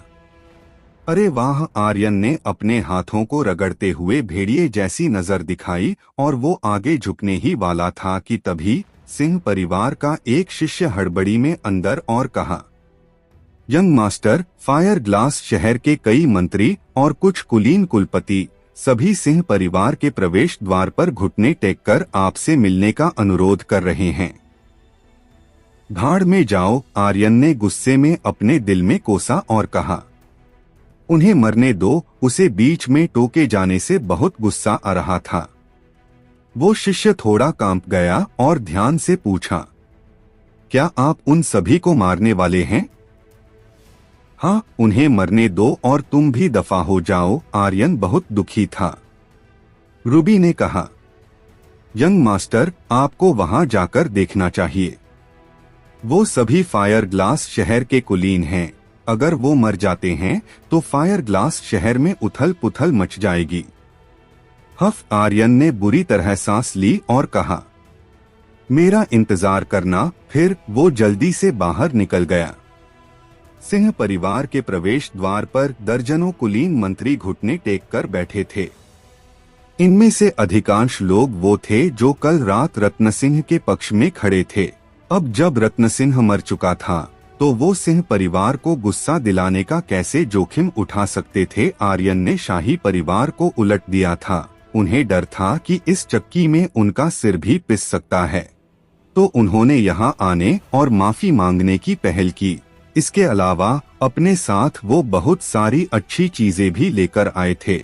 आर्यन को बाहर निकलते देख वो सभी घुटने टेककर कहने लगे, यंग मास्टर आर्यन, हमें छोड़ दो। यंग मास्टर आर्यन, हमें भी मजबूर किया गया था। यह सब उस कमीने रत्न सिंह की वजह से था। उसने हमें आत्मसमर्पण करने के लिए मजबूर किया था। यंग मास्टर आर्यन, हम निर्दोष हैं। वो सभी ऐसे लग रहे थे जैसे उनका कोई अपना खास मर गया हो। वो 50 या 60 के दशक के लोग थे जो आर्यन के सामने रो रहे थे। आर्यन ने उन उपहारों को देखा जिन्हें वो साथ लाए थे और कहा, इन्हें सिंह महल में भिजवा दो। आप लोगों को वास्तव में पता है किसी को कैसे खुश किया जाता है। अब जब आप इन्हें लाए हो तो मैं ठुकरा नहीं सकता। वैसे इसी तरह आप सभी को पता होगा कि आगे क्या करना है। पूरी ईमानदारी से सिंह परिवार की मदद करना। इसके अलावा आप सभी जानते हैं कि शाही परिवार के बारे में क्या करना है ना? आप सभी जानते हैं कि फायर ग्लास शहर में शांति बनाए रखने के बारे में क्या करना है ना? मुझे आप सभी को एक एक करके सिखाने की जरूरत नहीं है ना? चलो चलते हैं। अच्छे से काम करना, वरना आपका सिर कब आपके पैरों में होगा पता नहीं चलेगा। शायद सांस लेने तक का मौका भी ना मिले। आर्यन ने उन्हें खुली धमकी दी और उसकी इस धमकी का असर उन लोगों पर दिखा भी। वो सभी बुरी तरह से कांप रहे थे। अगर शहर में लोग विद्रोह करते हैं तो उनका सिर्फ एक ही अंजाम था, हत्या। लेकिन अभी के लिए फायर ग्लास शहर ऐसी स्थिति में नहीं था जहां इसे काबू नहीं किया जा सके। जब तक ये बिल्कुल जरूरी नहीं था, आर्यन किसी को बेवजह नहीं मारेगा, भले ही वो ही एक्सपी पॉइंट्स और स्ट्राइकिंग मूल्य के लिए लोगों को मारता था। लेकिन वो एक नरघातक पागल नहीं था, ना ही वो एक नरघातक पागल बनना चाहता था। सभी लोग उसे धन्यवाद देने के लिए घुटनों के बल बैठे और जाने ही वाले थे। उसी समय एक ठंडी तलवार ने हमला किया। एक भयंकर शक्ति के साथ उसका सीधा निशाना आर्यन के माथे के बीचों बीच था। आर्यन, अब तुम्हारे मरने का वक्त आ गया है। सब लोगों ने जब इस दृश्य को देखा तो वो कुछ देर के लिए मूक रह गए। फिर भीड़ के बीच से एक आवाज आई, यंग मास्टर, खुद को बचाव। सिंह परिवार का एक शिष्य तुरंत आगे आया और आर्यन की ओर आने वाली तलवार के सामने आ गया। सिंह परिवार के शिष्य की पीठ में चोट लगी और आर्यन ने तुरंत एक कदम बढ़ाया। उसका दाहिना हाथ शक्तियों से भर गया और तलवार की तरह अपना हाथ रखते हुए उसने कहा, तलवार खींचने की तकनीक। वो एक कदम आगे बढ़ा और उसके हाथ की तलवार को सीधे हत्यारे के गले में घुसा दिया। आर्यन, तुम्हें करमवीर नामक एक योद्धा को मारने पर 1000 की एक्सपी पॉइंट्स, 100 ट्रयू एनर्जी और 10 स्ट्राइकिंग मिले हैं। जब आर्यन ने उस हत्यारे के काले कपड़ों को देखा तो उसे तुरंत पता लग गया कि वो रतनसिंह महल से हैं। रत्नसिंह महल? क्या तुम लोग मौत के चक्कर में हो? रविकांत और रतन सिंह दोनों बाप बेटे की मृत्यु के साथ उसकी सभी शाही सेना मारी गई थी, लेकिन रत्नसिंह के मरने के बाद उसने उन्हें पूरी तरह से खत्म करने का आदेश नहीं दिया। हालांकि जब आर्यन ने इस बारे में ज्यादा सोचा तो वो अपनी पुरानी बातों में डूब गया। लेकिन तभी, राजकुमार का बदला लो, आर्यन को मार डालो, युवा मिस का बदला लीजिए। घुटने टेके लोगों के बीच से कई योद्धा बाहर निकल कर आए। कुलीन लोग तुरंत पीछे हट गए, इस डर से कि वो भी कहीं इस लड़ाई का शिकार ना हो जाएं। यंग मास्टर, सावधान रहें, सिंह परिवार के उस घायल शिष्य ने चिंता से कहा। आर्यन ने उसे एक हील पिल दी। उसके बाद बाहर आए योद्धाओं की ओर देखते हुए उसकी आंखें छोटी हो गई और उसके शरीर से हत्या का इरादा बाहर निकलने लगा। आइस फायर, उन्हें जलाकर खाक कर दो, वो जोर से चिल्लाया। आइस फायर ड्रैगन दहाड़ते हुए बाहर निकला और गर्म और ठंडी शक्तियां भड़क उठीं। इसने उन योद्धाओं को सीधे पीछे हटने के लिए मजबूर कर दिया और एक पल बाद उसके गले से एक अजीब सी आवाज आई। बर्फ की कुछ तलवार आइस फायर ड्रैगन के मुंह से निकली और उनमें से कई योद्धाओं के पेट को चीरकर पार चली गई और वो तुरंत मारे गए, जबकि कुछ को भारी घाव आए और वो जमीन पर लुढ़क गए। आर्यन धीरे धीरे उनकी ओर आगे बढ़ा। आर्यन पर छिपकर वार गलती कर दी। फिर उसने ड्रैगन स्लेयर को बुलाया और अपने कंधों पर रखा। आर्यन ने उन्हें मारने के लिए अपनी सबसे खतरनाक शक्ति का इस्तेमाल किया। यह लोग मजबूत नहीं थे, वो केवल कुछ कामिकेज थे।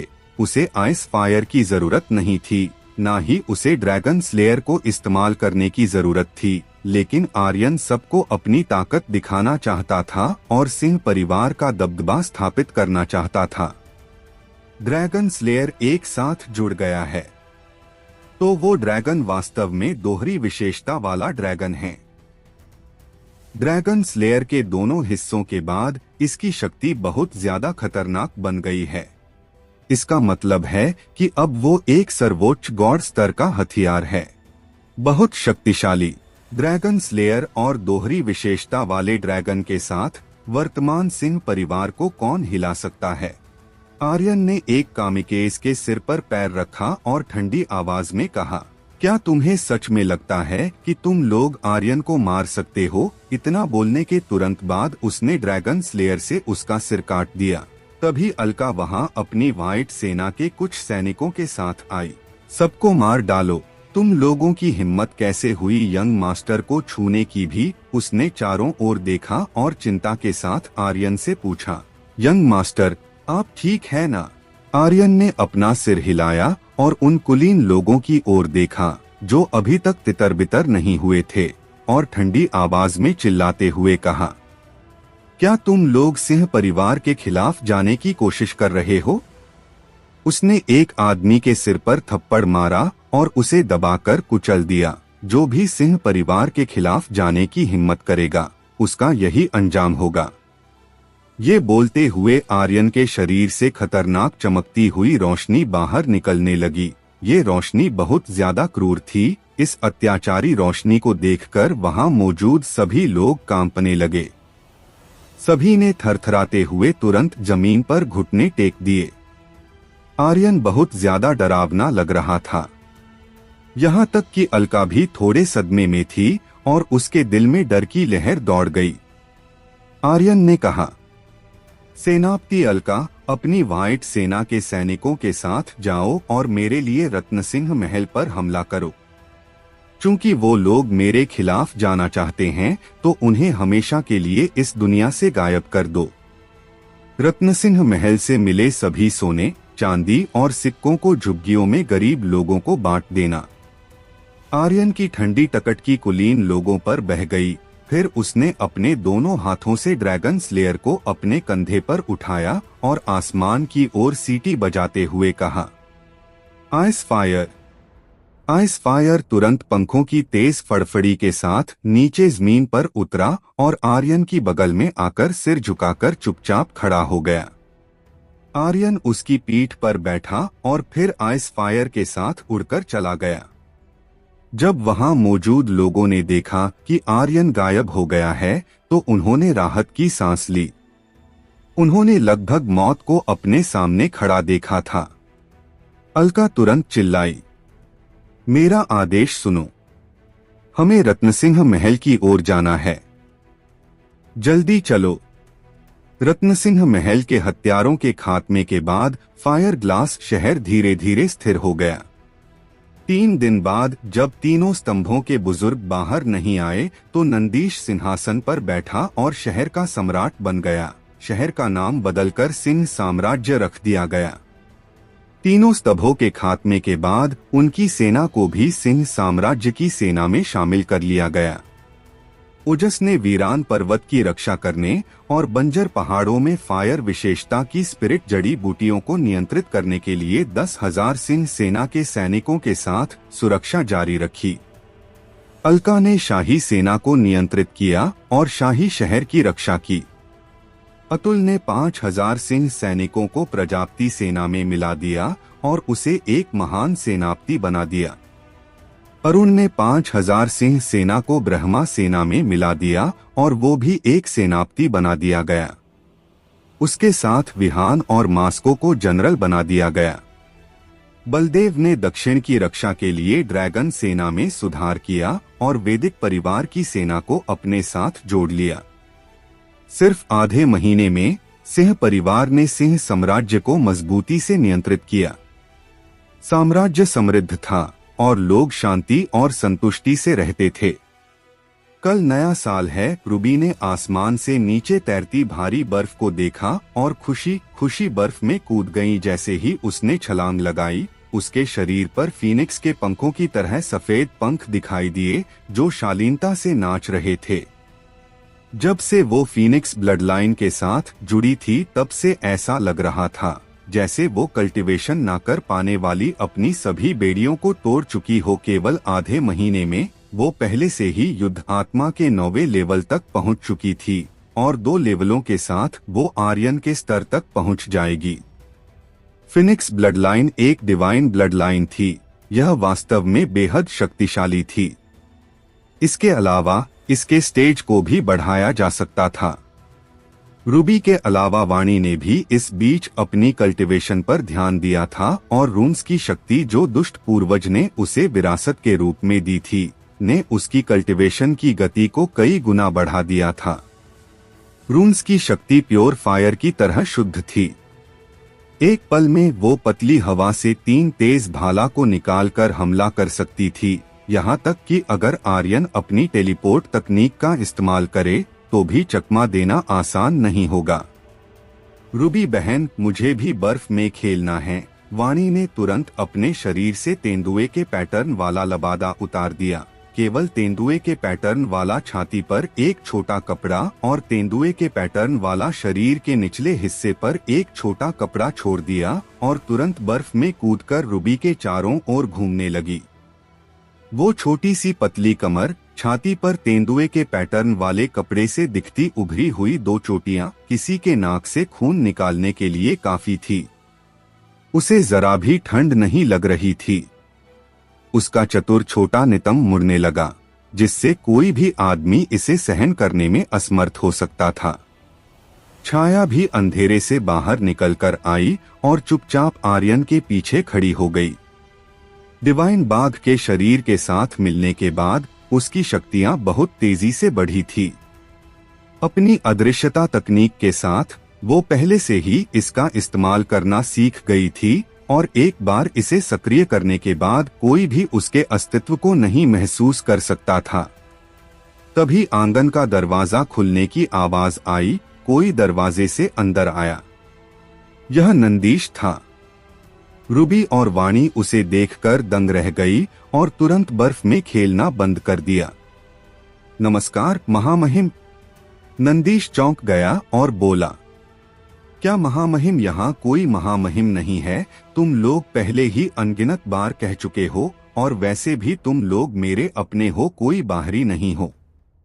आर्यन भी आगे बढ़ा और कहा, चाचा जी, नया साल आने वाला है और आपको सभी अधिकारियों को एक भोज में आमंत्रित करना होगा। आपको अभी तैयारियां करनी चाहिए थी, फिर आप यहाँ क्यों आए?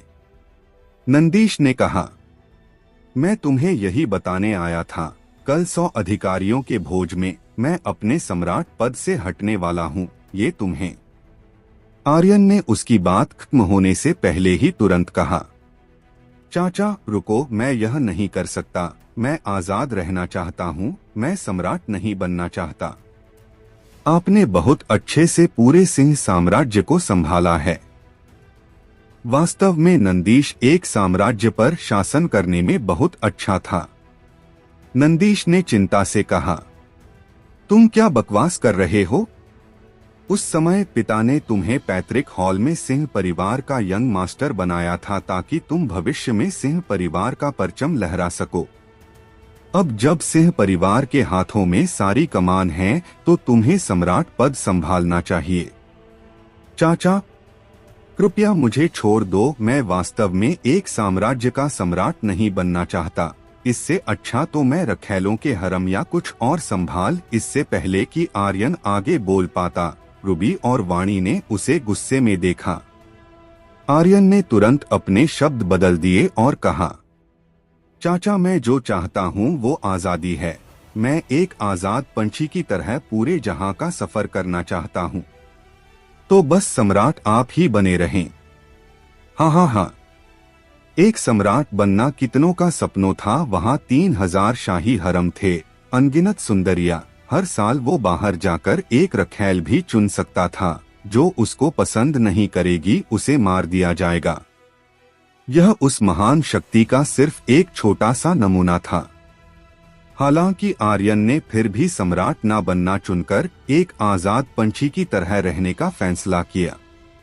उसे एक सम्राट के रूप में साम्राज्य के लिए जिम्मेदार होना होगा और वो उन जिम्मेदारियों में बंधा नहीं रहना चाहता था। इसके अलावा उसे अभी भी शक्तियां हासिल करनी थी। एक सर्व सम्राट बनकर वापस अपनी दुनिया में जाना था और ये वो सबसे जरूरी चीज थी जो उसे करनी थी।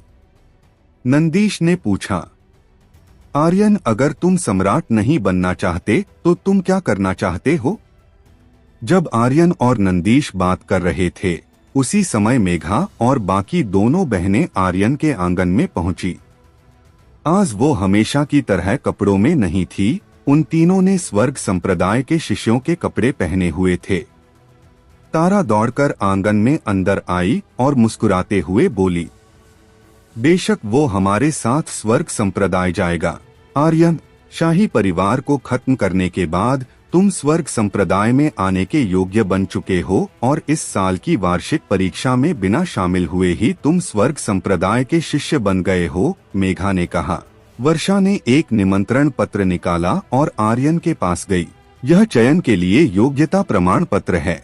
तारा ने मुस्कुराते हुए कहा, तुम्हारी शक्तियों के साथ चयन को पास करना केवल बच्चों का खेल है। अगर चयन में तुमने पहला स्थान हासिल किया तो तुम्हें एक अच्छा इनाम मिलेगा।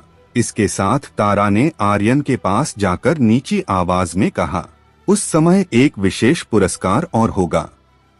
फिर उसने आर्यन को एक आंख मारी मानो वो कह रही थी, तुम्हें पता है कि इनाम क्या है? आर्यन एक पल के लिए चौंक गया। विशेष पुरस्कार? फिर उसने मेघा की ओर देखा। किसी कारण से उसकी आंखें बर्फ की तरह ठंडी थी, जैसे वो कुछ छिपा रही थी। आर्यन इस बीच बहुत व्यस्त था, विशेष रूप से रुद्रदेव की वजह से। उस बूढ़े आदमी को हर 3 दिन बाद ट्रयू एनर्जी की जरूरत पड़ती थी, वो भी बड़ी मात्रा में। उसे लाखों पॉइंट्स ट्रयू एनर्जी की जरूरत पड़ती थी। आर्यन व्यस्त था फायर स्पिरिट जड़ी बूटियों को इकट्ठा करने में। ड्रैगन स्पिरिट पिल बनाने के लिए जड़ी बूटियों की कमी थी, इसलिए वो केवल जाकर अन्य गोलियां ले सकता था। इस वजह से उसे कभी मेघा की याद नहीं आई थी और वो लगभग उसके बारे में भूल गया था। मेघा की ठंडी आंखों को देखते हुए आर्यन ने हल्के से मुस्कुराते हुए कहा, ठीक है, मैं चयन में वक्त पर पहुंच जाऊंगा। मेघा वहां थोड़ी देर भी नहीं रुकना चाहती थी, तो उसने ठंडी आवाज में कहा, तारा बड़ी बहन, चलो चलते हैं, हमें अभी और भी निमंत्रण पत्र बांटने हैं, इसलिए हमें जल्दी चलना चाहिए। इतना बोलने के बाद वो आंगन से बाहर चली गई। वर्षा भी जल्दी से उसके पीछे निकल गई। तारा बिल्कुल भी जाना नहीं चाहती थी। मेघा को दूर जाते हुए देखकर वो अचानक आर्यन के पास और उसके कान में बोली, बड़ी बहन उस दिन वापस जाने पर बहुत देर तक रोई थी। मैंने उसे पहले कभी इतना दुखी नहीं देखा था, तुम्हें नहीं पता, लेकिन उसका पहले से ही एक मंगेतर है और वो बहुत शक्तिशाली है। मैंने सुना है कि वो उसे वापस ले जाने के लिए फायर ग्लास शहर आ रहा है। वो वास्तव में बहुत शक्तिशाली है, तुम्हें सावधान रहना चाहिए। इसके अलावा तुम्हें चयन में भाग लेने के लिए आना होगा। अगर हम चली जाती हैं तो हम स्वर्ग संप्रदाय में तुम्हारा इंतजार करेंगी।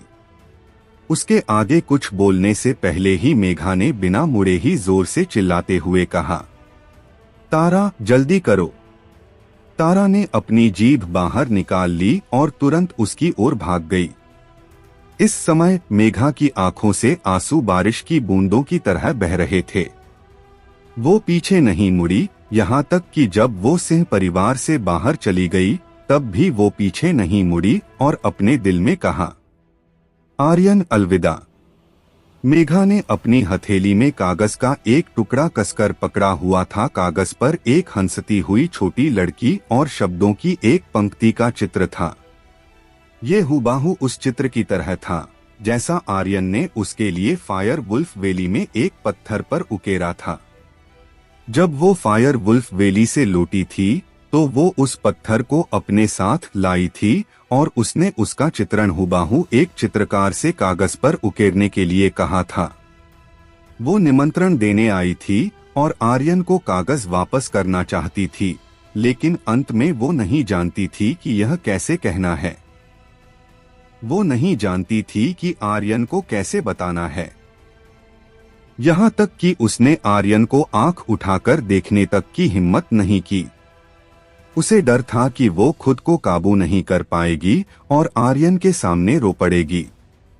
आर्यन अपनी जगह पर खड़ा था, एक इंच भी नहीं हिल रहा था। उसका दिमाग लगातार उन शब्दों को दोहराता रहा जो तारा ने अभी कहे थे। बड़ी बहन मेघा उस दिन वापस जाने के बाद बहुत देर तक रोई थी। मैंने उसे पहले कभी इतना दुखी नहीं देखा था। उसका पहले से ही एक मंगेतर है और वो बहुत ज्यादा शक्तिशाली है। मैंने सुना है कि वो उसे वापस ले जाने के लिए फायर ग्लास शहर आ रहा है। वो वास्तव में बहुत शक्तिशाली है, तुम्हें सावधान रहना चाहिए। यही बातें उसके दिमाग में बार बार घूम रही थी। संबंधों के मामले में आर्यन बहुत खराब था। पिछली दुनिया में जब रिया कौर ने उसका दिल तोड़ा था तो उस वक्त वो पूरी तरह से एक सख्त पत्थर में बदल गया था। हालांकि जब उसे स्नेहा मिली तो उसने उसकी टूटी हुई भावनाओं पर मरहम की तरह काम किया, लेकिन वो भी ज्यादा समय तक उसके साथ नहीं रही और उस पर अपनी एक छाप छोड़कर स्पिरिचुअल वर्ल्ड में चली गई। उस समय आर्यन को नहीं पता था कि वो प्यार था या कुछ और, लेकिन वो उसे पाना चाहता था और यहाँ तक कि उसके लिए स्पिरिचुअल वर्ल्ड में भी जाना चाहता था। हालांकि जल्द ही उसकी हत्या कर दी गई और वो इस दुनिया में आ पहुंचा। इस तरह इस दुनिया के आर्यन की कुछ भावनाएं उसमें समाहित हो गई और उसकी अभिव्यक्ति भी पूरी तरह से बदल गई। इतनी बदल गई कि लड़कियों के मामले में उसका दिल कुछ ज्यादा ही बड़ा हो गया और उसमें वो सब लड़कियों को जगह देना चाहता था।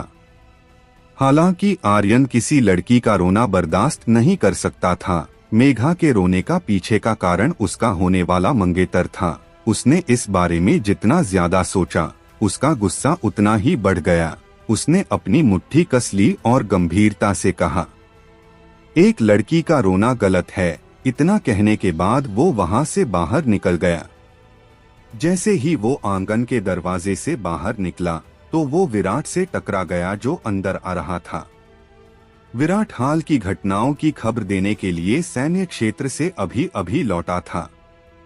जब उसने देखा कि वो आर्यन से टकरा गया है तो उसने तुरंत कहा, यंग मास्टर, कृपया मुझे माफ कर दो, मैं थोड़ी जल्दबाजी में था तो मैं आपको देख नहीं पाया। आर्यन ने उसे नजरअंदाज कर दिया और बाहर की ओर जाना जारी रखा। विराट ने जोर से कहा, यंग मास्टर, मुझे मेघा ने आपको कुछ देने के लिए कहा था। आर्यन रुक गया। विराट जल्दी से दौड़ते हुए उसके पास आया और कहा, अभी जब मैं सिंह परिवार के प्रवेश द्वार से आ रहा था तो मैंने देखा कि उसकी आंखें लाल थीं और रोने से सूजी हुई थीं और उसका चेहरा आंसुओं से भरा हुआ था। मुझे लगा कि कुछ तो हुआ है। रोने की बात सुनकर किसी कारण से आर्यन के दिल में अचानक छुरा घोंपने का दर्द महसूस हुआ और ये बहुत असहज था।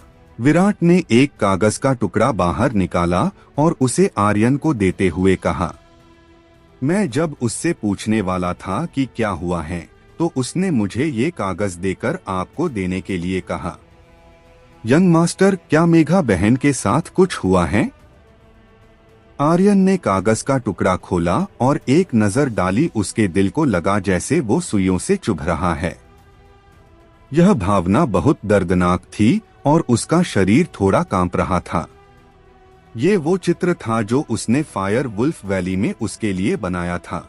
ये एक लड़की थी जो मासूमियत से मुस्कुरा रही थी और शब्दों की एक पंक्ति भी थी, हर दिन और मुस्कुराओ और आप पाएंगे कि दुनिया बहुत सुंदर है। आर्यन ने उस वक्त इसे एक पत्थर पर उकेरा था, लेकिन उसे उम्मीद नहीं थी कि वो इसे कागज पर चित्रण करवा लेगी। पीछे नाजुक शब्दों की कुछ और पंक्तियां थीं। शब्द थोड़े धुंधले थे, जैसे कि वो पानी की बूंदों से भीग गए हों। हो सकता है कि उसके आंसुओं ने इसे भिगोया हो। उस पर लिखा था, आर्यन, धन्यवाद। वो वक्त मेरे जीवन के सबसे खुशी के दिन रहे हैं। बहुत बहुत धन्यवाद। आपके द्वारा कहे गए हर शब्द को मैं याद रखूंगी। तुम भी हमेशा खुश रहना। अलविदा मेरे नायक, मेरे राजकुमार। इन शब्दों को पढ़कर उसे एक झटका लगा था। उसने अपना सिर उठाया और जोर से चिल्लाया। फिर वो तेजी से आगे बढ़ गया। उसे पता था कि मेघा के दिल में उसके लिए भावनाएं थी, लेकिन इस हद तक होंगी उसने इसकी उम्मीद नहीं की थी। मेघा, तुम क्या कर रही हो? ये तुम खुद के साथ गलत कर रही हो। वैसे भी मैंने तुम्हें चूमा था तो तुम सिर्फ मेरी हो। फिर तुम इस तरह की पागलों के जैसी हरकत क्यों कर रही हो? आर्यन चिंता में बड़बड़ा रहा था। उसकी वजह से किसी लड़की की जिंदगी खराब हो, वो ऐसा बिल्कुल नहीं चाहता था। वैसे भी जब तक वो इस दुनिया में है तब तक वो इन रिश्तों को अच्छे से संजो कर रखना चाहता था। सिंह परिवार से बाहर निकलते ही वो जोर से चिल्लाया, मेघा। सड़क पर हर कोई उसे देखने लगा, हालांकि उनमें से कोई भी मेघा नहीं थी। Ice fire. हाँ यंग मास्टर। आइस फायर तुरंत सिस्टम स्पेस से बाहर निकल आया। फिर वो मेघा और बाकी दोनों बहनों को ढूंढने के लिए लगातार फायर ग्लास शहर के ऊपर मंडराते रहा। Snow white. समझ गया मास्टर। स्नो व्हाइट भी बाहर निकला और उसने तुरंत अपनी शक्तियों को चारों ओर फैला दिया। वो मेघा और बाकी दोनों बहनों की आभा को महसूस करने की कोशिश कर रहा था। हालांकि फायर ग्लास शहर बहुत बड़ा था। लाखों लोगों के इस शहर में 3 लोगों को ढूंढना घास के ढेर में सुई खोजने जैसा था। जबकि स्नो व्हाइट और आइस फायर बस 2 लोग थे जो मेघा की तलाश कर रहे थे। आर्यन तेजी से स्वर्ग संप्रदाय की हेवन सेक्ट शाखा की ओर दौड़ रहा था। इसके साथ वो टेलीपोर्टेशन तकनीक का इस्तेमाल कर रहा था, जैसे एक पागल आदमी को अपने जीवन की परवाह नहीं थी। मेघा, तुम पागल हो। आर्यन, तुम सिर्फ एक स्वर हो, तुम उसकी भावनाओं को क्यों नहीं समझ सके? तुम इतने पत्थर दिल कैसे हो सकते हो? वो खुद को लगातार कोस रहा था। आर्यन लगभग आधे घंटे बाद हेवन सेक्ट शाखा पहुंचा। कौन स्वर्ग संप्रदाय की शाखा में घुसने की हिम्मत कर रहा है? आर्यन ने बिल्कुल भी परवाह नहीं की और चिल्लाया, मेघा। लेकिन उसे कोई जवाब नहीं मिला। द्वारपाल शिष्य फिर से चिल्लाया, भाई, मुझे लगता है कि तुम जीने से थक गए हो। उसी समय आर्यन नजरें काली हो गईं। उसका दाहिना हाथ हिला। उसने एक कदम आगे बढ़कर उस शिष्य का गला पकड़ लिया और उसे हवा में उठा लिया। मैं तुमसे पूछता हूँ, मेघा कहा। आर्यन इतने गुस्से में था कि अगर उसने कुछ नहीं कहा तो वो तुरंत उसे मार देगा।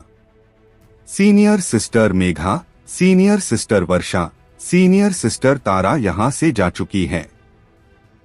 वे स्वर्ग संप्रदाय में वापस जा रही हैं। आर्यन के शरीर से बुरी तरह शक्तियां बाहर निकली और उसका दाहिना हाथ ढीला हो गया और उसने बिना सोचे समझे कहा, चली गई। उसी समय स्नो व्हाइट और आइस फायर ने एक साथ उससे विचारों के माध्यम से कहा, मास्टर, पूर्वी द्वार पर। मास्टर, मत आओ। उनकी आवाज तेज थी और थोड़ी घबराई हुई सी थी। आर्यन का दिल बैठ गया। Snow white, ice fire, master, कृपया मत आना, कृपया मत आना। मास्टर, भागो, जल्दी करो और भागो। उनकी आवाज में घबराहट और थोड़ा डर महसूस किया जा सकता था। यहाँ तक कि लेवल 6 के युद्ध सम्राट महिपाल का सामना करते समय भी वो कभी इस तरह से घबराए नहीं थे। चाहे उनका विरोधी कितने भी मजबूत क्यों ना हो, वो कभी इस तरह से घबराए नहीं थे। जब आर्यन स्वर्ग संप्रदाय की हेवन सेक्ट शाखा की ओर आ रहा था, उस वक्त एक दूसरी जगह पर हंस की तरह एक सफेद बग्गी एक उबड़ खाबड़ कच्चे रास्ते पर चल रही थी। मेघा, तारा और वर्षा तीनों बहनें उसके अंदर बैठी हुई थी। तारा ने ऊपर नीचे उछलते और बेहद उत्साहित होते हुए कहा, आधे महीने में आर्यन हमारे स्वर्ग संप्रदाय में आ जाएगा। ही मेघा बहन, उस समय हम तीनों उसके साथ रहेंगे। ही यह देखकर कि मेघा ने बात नहीं की, तारा ने आगे कहा, अगले साल हम उसके साथ स्वर्ग संप्रदाय में जाएंगे और वापस जाते समय हम दर्शनीय स्थलों की यात्रा करेंगे। बस इसके बारे में सोचने से ही मेरे अंदर गुदगुदी हो रही है। बड़ी बहन, ये तो मुझे वो रास्ता नहीं लगता जहां हमें जाना था। मुझे तो यह शहर से बाहर की ओर जाने वाला रास्ता लग रहा है। तारा की भौहें सिकुड़ गई। मेघा की आवाज कुछ ठंडी थी और उसने कहा, हम वापस स्वर्ग संप्रदाय जा रहे हैं। तारा हैरान रह गई। आज? तारा ने कहा, हाँ, हम आज और अभी वापस जा रहे हैं। तारा ने वर्षा की ओर देखा और घबराकर कहा, वर्षा बहन, क्या यह सच है? हम क्यों जा रहे हैं? क्या हमारा मिशन बाहरी संप्रदाय के शिष्यों का चयन करने के लिए फायर ग्लास शहर में आना नहीं है?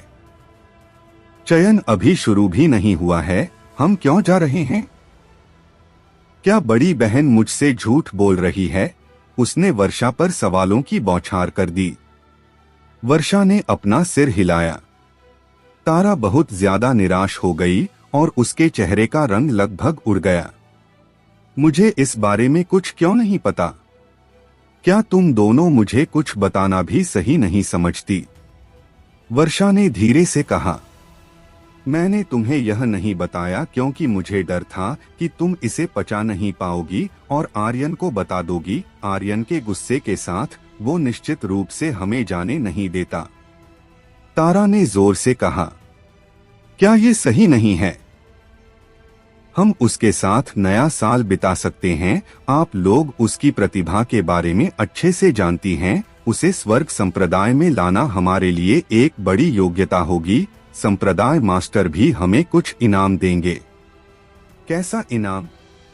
अमर आधे महीने पहले ही वापस चला गया है। संप्रदाय मास्टर ने हमें वापस बुलाया है। क्या तुम्हें सच में लगता है कि हमें कोई इनाम मिलेगा? वर्षा बुरी तरह हंसी। मुझे डर है कि सजा हमारा इंतजार कर रही होगी। शाही भोज वाली रात अमर और बुजुर्ग सांगरा के शाही महल से निकलने के बाद वो एक पल के लिए भी नहीं रुके और तुरंत स्वर्ग संप्रदाय में वापस चले गए। इस आधे महीने में स्वर्ग संप्रदाय में उसने क्या खिचड़ी पकाई होगी कोई नहीं जानता। उन्हें यह जानने के लिए सोचने की भी जरूरत नहीं थी कि यह निश्चित रूप से कुछ अच्छा नहीं था। तारा ने गुस्से में अपने दांत कस लिए और कहा, अमर कमीने, तुम हमेशा कुछ ना कुछ सस्ता काम करते हो। इतना सस्ता काम तो एक बिकाऊ औरत भी नहीं करती। उस रात अगर आर्यन की जगह मैं होती तो तुम्हें जान से मार देती। मेघा ने थोड़ी धीमी आवाज में कहा। तारा, तुम भविष्य में स्वर्ग संप्रदाय में इस तरह के शब्दों का लापरवाही से इस्तेमाल मत करना। आखिरकार वो उपसंप्रदाय गुरु का बेटा है। फिर मेघा बग्गी से बाहर निकली और शहर के प्रवेश द्वार की ओर जाने लगी, लेकिन अचानक रुक गई। तारा अपना सिर नीचे किए उसके पीछे पीछे बग्गी से उतर गई। नजरें नीचे होने की वजह से वो नहीं देख पाई कि मेघा रुक गई थी, तो वो उससे टकरा गई। तुम क्यों नहीं चल रही हो? बड़ी बहन, क्या आपने अपना मन बदल लिया है? क्या हम आर्यन के पास वापस जा रहे हैं? हे, मुझे पता था कि आप आर्यन के बिना एक पल भी नहीं रह सकती। यहाँ तक कि आप तो उसके लिए रोई भी थी। मुझे पता है कि आप उसे दिल से चाहती हैं, है ना? जैसे ही वर्षा बग्गी से उतरी और अपने सामने देखा तो उसका चेहरा तुरंत फीका पड़ गया। उसने तारा का मुंह बंद कराने के लिए उसकी कमर पर कई बार चिमटी काटी। तारा एक बहुत सीधी सादी मासूम लड़की थी। उसने वही कहा जो उसके मुंह में आता गया और उसे नहीं पता था कि क्यों वर्षा उसे चिमटी काट रही है। उसने उसका हाथ झटका और अपनी कमर को सहलाते हुए कहा, वर्षा बहन, आप क्या कर रही है? क्या मैंने जो कहा ऐसा नहीं है? ही मुझे ये पता था। बड़ी बहन मेघा कभी आर्यन से अलग नहीं हो सकती हैं। चलो अब रुकते हैं। मैं भी उस कमीने से अलग नहीं होना चाहती हूँ, बल्कि मैं तो उससे हमेशा चिपक कर। उसकी बात खत्म होने से पहले ही वर्षा ने उसके पैर पर अपना पैर मारा और नीची आवाज में कहा, देखो तुम्हारे सामने कौन है। तारा की प्रतिक्रिया अभी भी बहुत धीमी थी। वो अपने पैरों के दर्द के बारे में भी भूल गई थी और उत्साह से कहा, क्या वो आर्यन है? क्या वो हमें रोकने आया है? क्या वो फिर से जबरदस्ती करने वाला है? वाह! यह अचानक तारा की अभिव्यक्ति बदल गई। उसे नहीं पता था क्यों, लेकिन उसका शरीर थोड़ा सिकुड़ गया और उसके दिल में डर की लहर उठी, अपने लिए नहीं बल्कि आर्यन के लिए। तारा ने वापस अपना सिर नीचे किया, एक छोटी लड़की की तरह जिसने कुछ गलत किया था, और बड़बड़ाया, भाई पार्थ। उसके सामने एक लड़का खड़ा था। वो अपने शुरुआती 20वें दशक में था। उसने सफेद कपड़े पहने हुए थे और उसका शरीर बेदाग था। इसके अलावा उसके सिर के ऊपर भारी बर्फ तैर रही थी, लेकिन बर्फ का एक भी टुकड़ा नीचे नहीं गिर रहा था। वो लड़का बहुत सुंदर था और उसकी आंखें थोड़ी ठंडी थीं। उस लड़के का नाम पार्थ था और वो पूरे दक्षिणी फायर ग्लास राजवंश में युवा पीढ़ी का नंबर 1 प्रतिभाशाली योद्धा था। वो स्वर्ग संप्रदाय के वर्तमान संप्रदाय मास्टर हृदेश का एकमात्र पुत्र भी था। उसकी शक्तियां, प्रतिभा, अधिकार, क्षमता सभी उच्च स्तर के थे, जो एक बहुत शक्तिशाली अस्तित्व था। पार्थ वहां चुपचाप खड़ा था। फिर उसने प्यार से मेघा को देखा और मुस्कुराते हुए उसकी ओर अपना हाथ बढ़ाया और कहा, मेघा, मैं तुम्हें घर ले जाने आया हूँ। उसकी आवाज कोमल लग रही थी, लेकिन उसकी आवाज में आदेश का एक अंश भी झलक रहा था। जाहिर है उसने वो सब कुछ सुना था जो तारा ने अभी कहा था। मेघा अपनी जगह पर खड़ी रही, वो थोड़ी भी नहीं हिली और ना ही उसने अपना हाथ बढ़ाया और केवल ठंडी आवाज में कहा, धन्यवाद सीनियर। फिर वो आगे बढ़ गई। उसकी नजरें सामने की ओर थी। उसने पार्थ को देखा तक नहीं देखा था और उसके पास से गुजर गई। पार्थ का फैला हुआ हाथ हवा में लटक गया और एक बड़ा बर्फ का टुकड़ा गिरा, जो उसके हाथ के पीछे गिरा था। उसी क्षण बर्फ के टुकड़े में अचानक धमाका हो गया और एक महीन चूर्ण में बदल गया। उसकी आंखें भी थोड़ी सिकुड़ गई थी। उसे ठुकरा दिया गया। यह कुछ ऐसा था जो मेघा कभी भी स्वर्ग संप्रदाय में करने की हिम्मत नहीं करेगी। पार्थ के होठों का किनारा एक मुस्कुराहट में बदल गया। उसने अपना हाथ वापस लिया, तारा और वर्षा को देखा, फिर मुड़कर मेघा की ओर चला गया।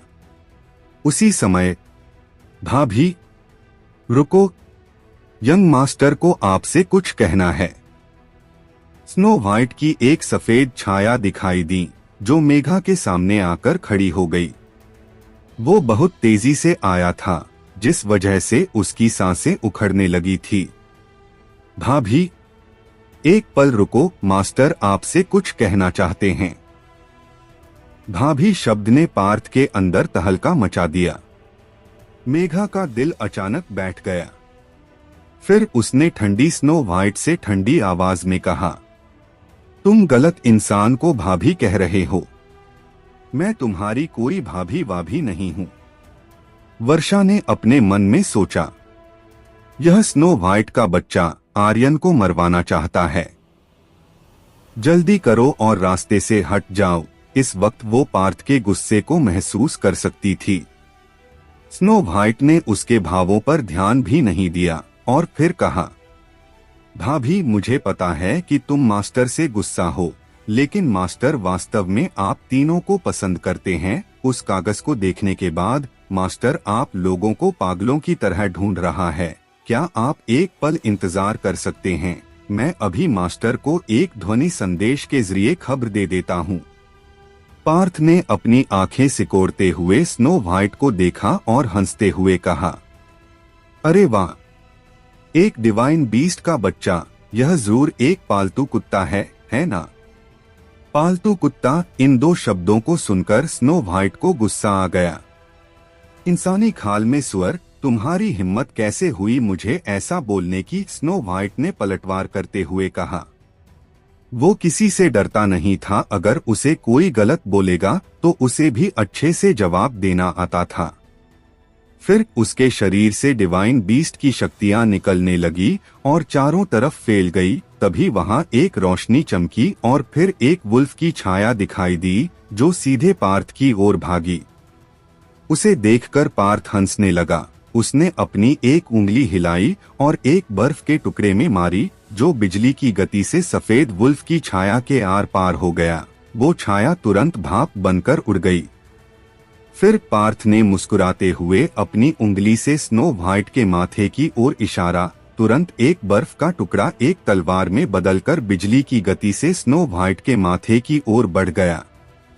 उसी समय में आसमान में उड़ रहे आइस फायर ने एक गर्जना की और कहा, स्नो व्हाइट बचकर। इसी के साथ उसने अपने मुंह से तेज लपटों की आग की बारिश की, जिससे बर्फ की तलवार तुरंत पिघल गई। छिपकली, पार्थ ने हंसते हुए कहा, एक और कचरा डिवाइन बीस्ट, और यह भी एक बच्चा है।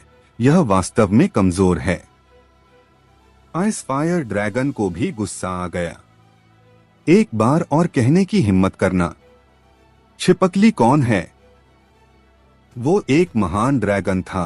हालांकि वो ड्रैगन्स के निचले हिस्से से संबंधित था, लेकिन चाहे कुछ भी होता तो वो एक ड्रैगन ही और उसकी नसों में ड्रैगन ब्लड बह रहा था। बस इतना ही काफी था। छिपकली से उसकी तुलना करना उसका अपमान करने जैसा था। वो इस तरह के अपमान को बर्दाश्त नहीं कर सकता था। पार्थ ने फिर से हंसते हुए कहा, मैं तुम लोगों के बारे में बात कर रहा हूँ। एक छिपकली, एक भेड़िया जो कुत्ते के समान है, तुम लोगों को तुलना कचरे के दो टुकड़ों से भी नहीं की जा सकती। मुझे तो ऐसा लगता है कि वो तुम्हारा मास्टर भी एक कचरा होगा। आइस फायर तुरंत गुस्से में गर्जना करने लगा और स्नो व्हाइट भी बुरी तरह से गुस्से में भड़क उठा। वो एक बार के लिए अपना अपमान सह सकते थे, लेकिन आर्यन का बिल्कुल भी नहीं। पार्थ ने हल्के से मुस्कुराते हुए कहा, ओह, तो मेरी बात सुनकर कचरों को गुस्सा आ गया। वैसे तुम्हारा कायर मास्टर कहाँ है? जैसे ही उसने बोलना खत्म किया, मेघा अचानक होश में आ गई और गहरी आवाज में कहा, बस बहुत हुआ। फिर मेघा ने पार्थ की ओर देखा और थोड़ी ठंडी आवाज में बोली, पार्थ, मैं तुम्हारे साथ चलूंगी। इस बार मेघा ने अपना हाथ बढ़ाया। उसका हाथ थोड़ा लाल था। यह अज्ञात था कि क्या यह ठंड के मौसम के कारण था या इसलिए कि उसने अभी अपनी मुट्ठी कसकर भींची हुई थी। मेघा का छोटा पतला हाथ देखकर पार्थ की आंखें चमक उठी और उसके चेहरे पर तुरंत एक चौड़ी मुस्कान फैल गई। वो मेघा का हाथ पकड़ने ही वाला था कि उसी वक्त स्नो व्हाइट गुस्से में चिल्लाया, जो भी भाभी को छुएगा वो मर जाएगा। जैसे ही उसकी आवाज फीकी पड़ी, स्नो व्हाइट जहां था वहां से गायब हो गया और एक सफेद आकृति आकाश में चमक उठी। वो समझ गया था कि पार्थ कमजोर नहीं था, इसलिए वो भी अपनी पूरी ताकत के साथ उसका मुकाबला करेगा।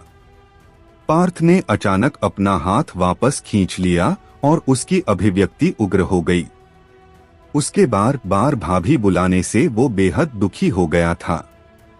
आखिर मेघा उसकी मंगेतर थी, लेकिन वो ही उसे छू नहीं सकता था। इससे उसका गुस्सा भड़क उठा। अचानक वो एक झटके के साथ गायब हो गया। पलक झपकते ही आसमान में एक धमाका हुआ।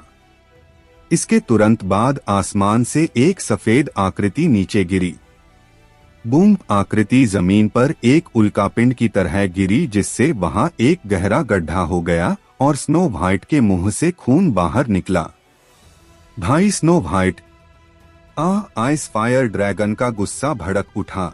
ड्रैगन की शक्तियां उसके गले तक आ गई। फिर उसके गले से आग की लपटें निकली जो सीधे पार्थ की ओर बढ़ने लगी। आग ऐसे बाहर निकली जैसे आकाश से अंगारे बरस रहे हो, लेकिन पार्थ ने बिल्कुल भी बचाव नहीं किया और सीधे आग की लपटों में चला गया। एक चाल के साथ आसपास के बर्फ के टुकड़े तुरंत बर्फ के एक विशाल गोले में बदल गए। बर्फ का गोला आगे बढ़ा और सीधे आइस फायर ड्रैगन के मुंह में घुस गया। उसके गले में आग की लपटें फूटीं, लेकिन बाहर नहीं निकल सकी। उसका शरीर ढीला पड़ गया।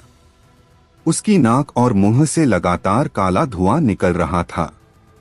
गले से लगातार खून बह रहा था।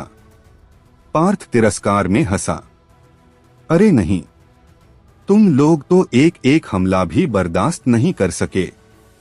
वो दोनों डिवाइन बीस्ट थे।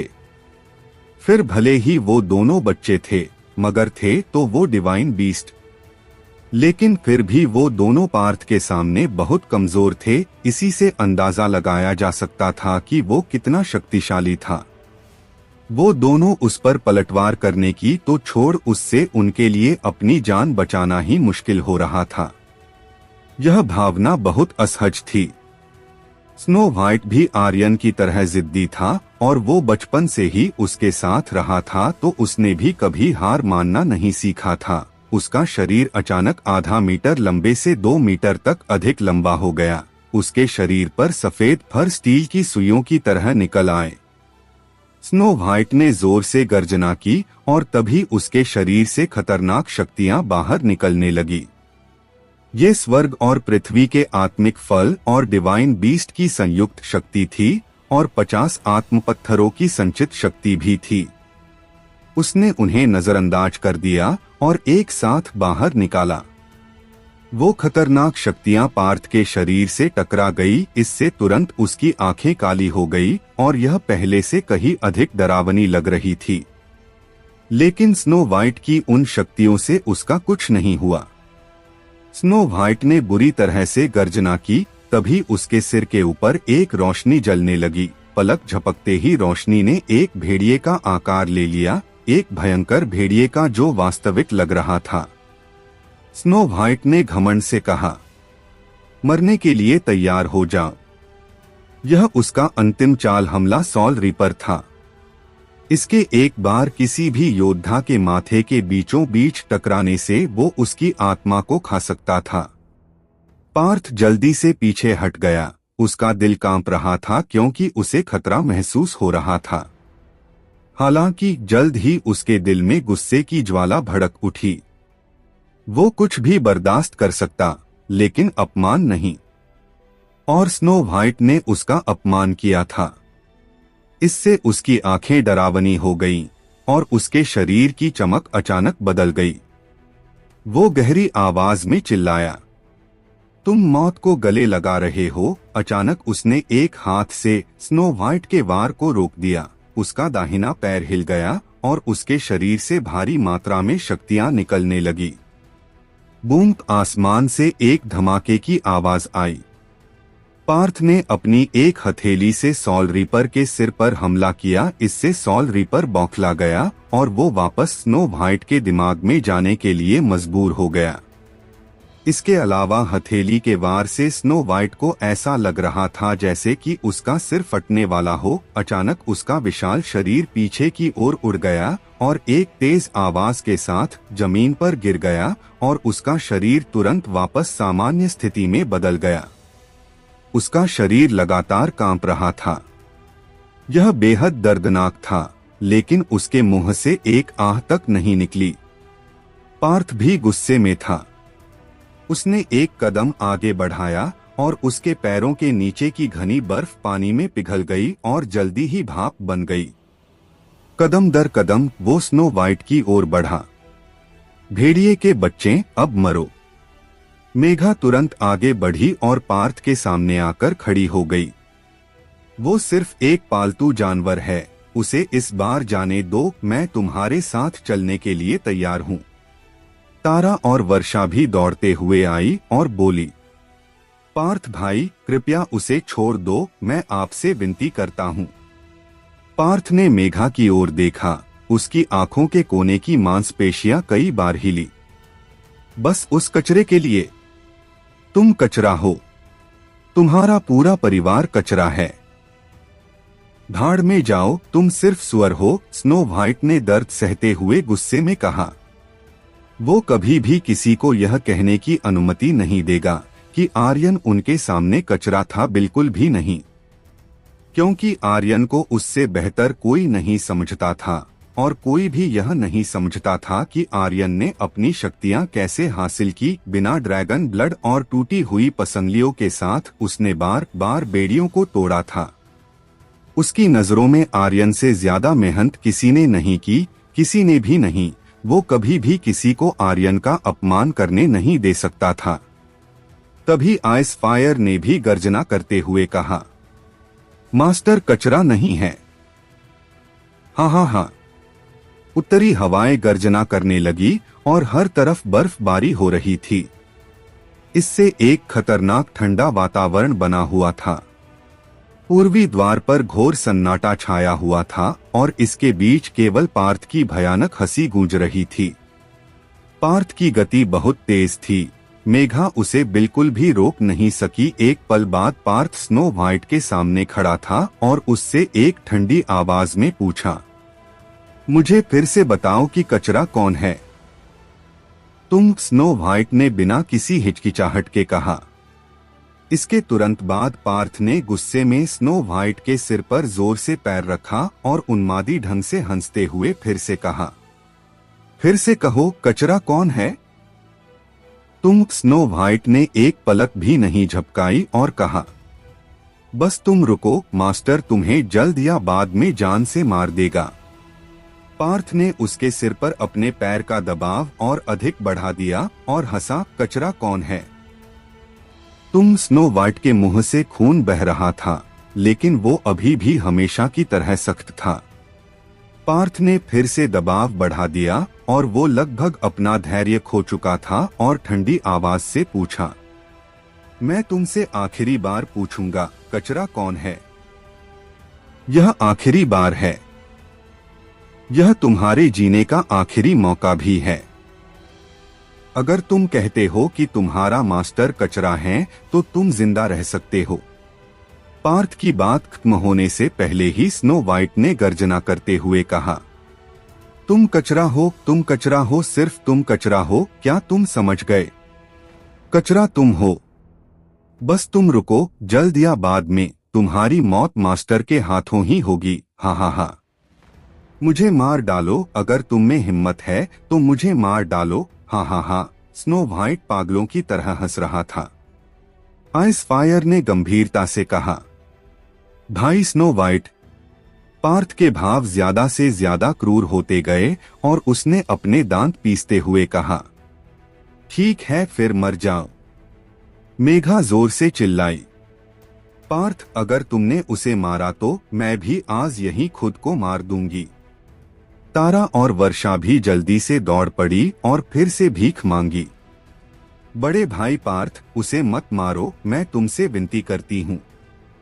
सभी लोग उससे गुहार लगा सकते थे। हालांकि केवल एक व्यक्ति था जो ऐसा नहीं कर सकता था और वो थी मेघा।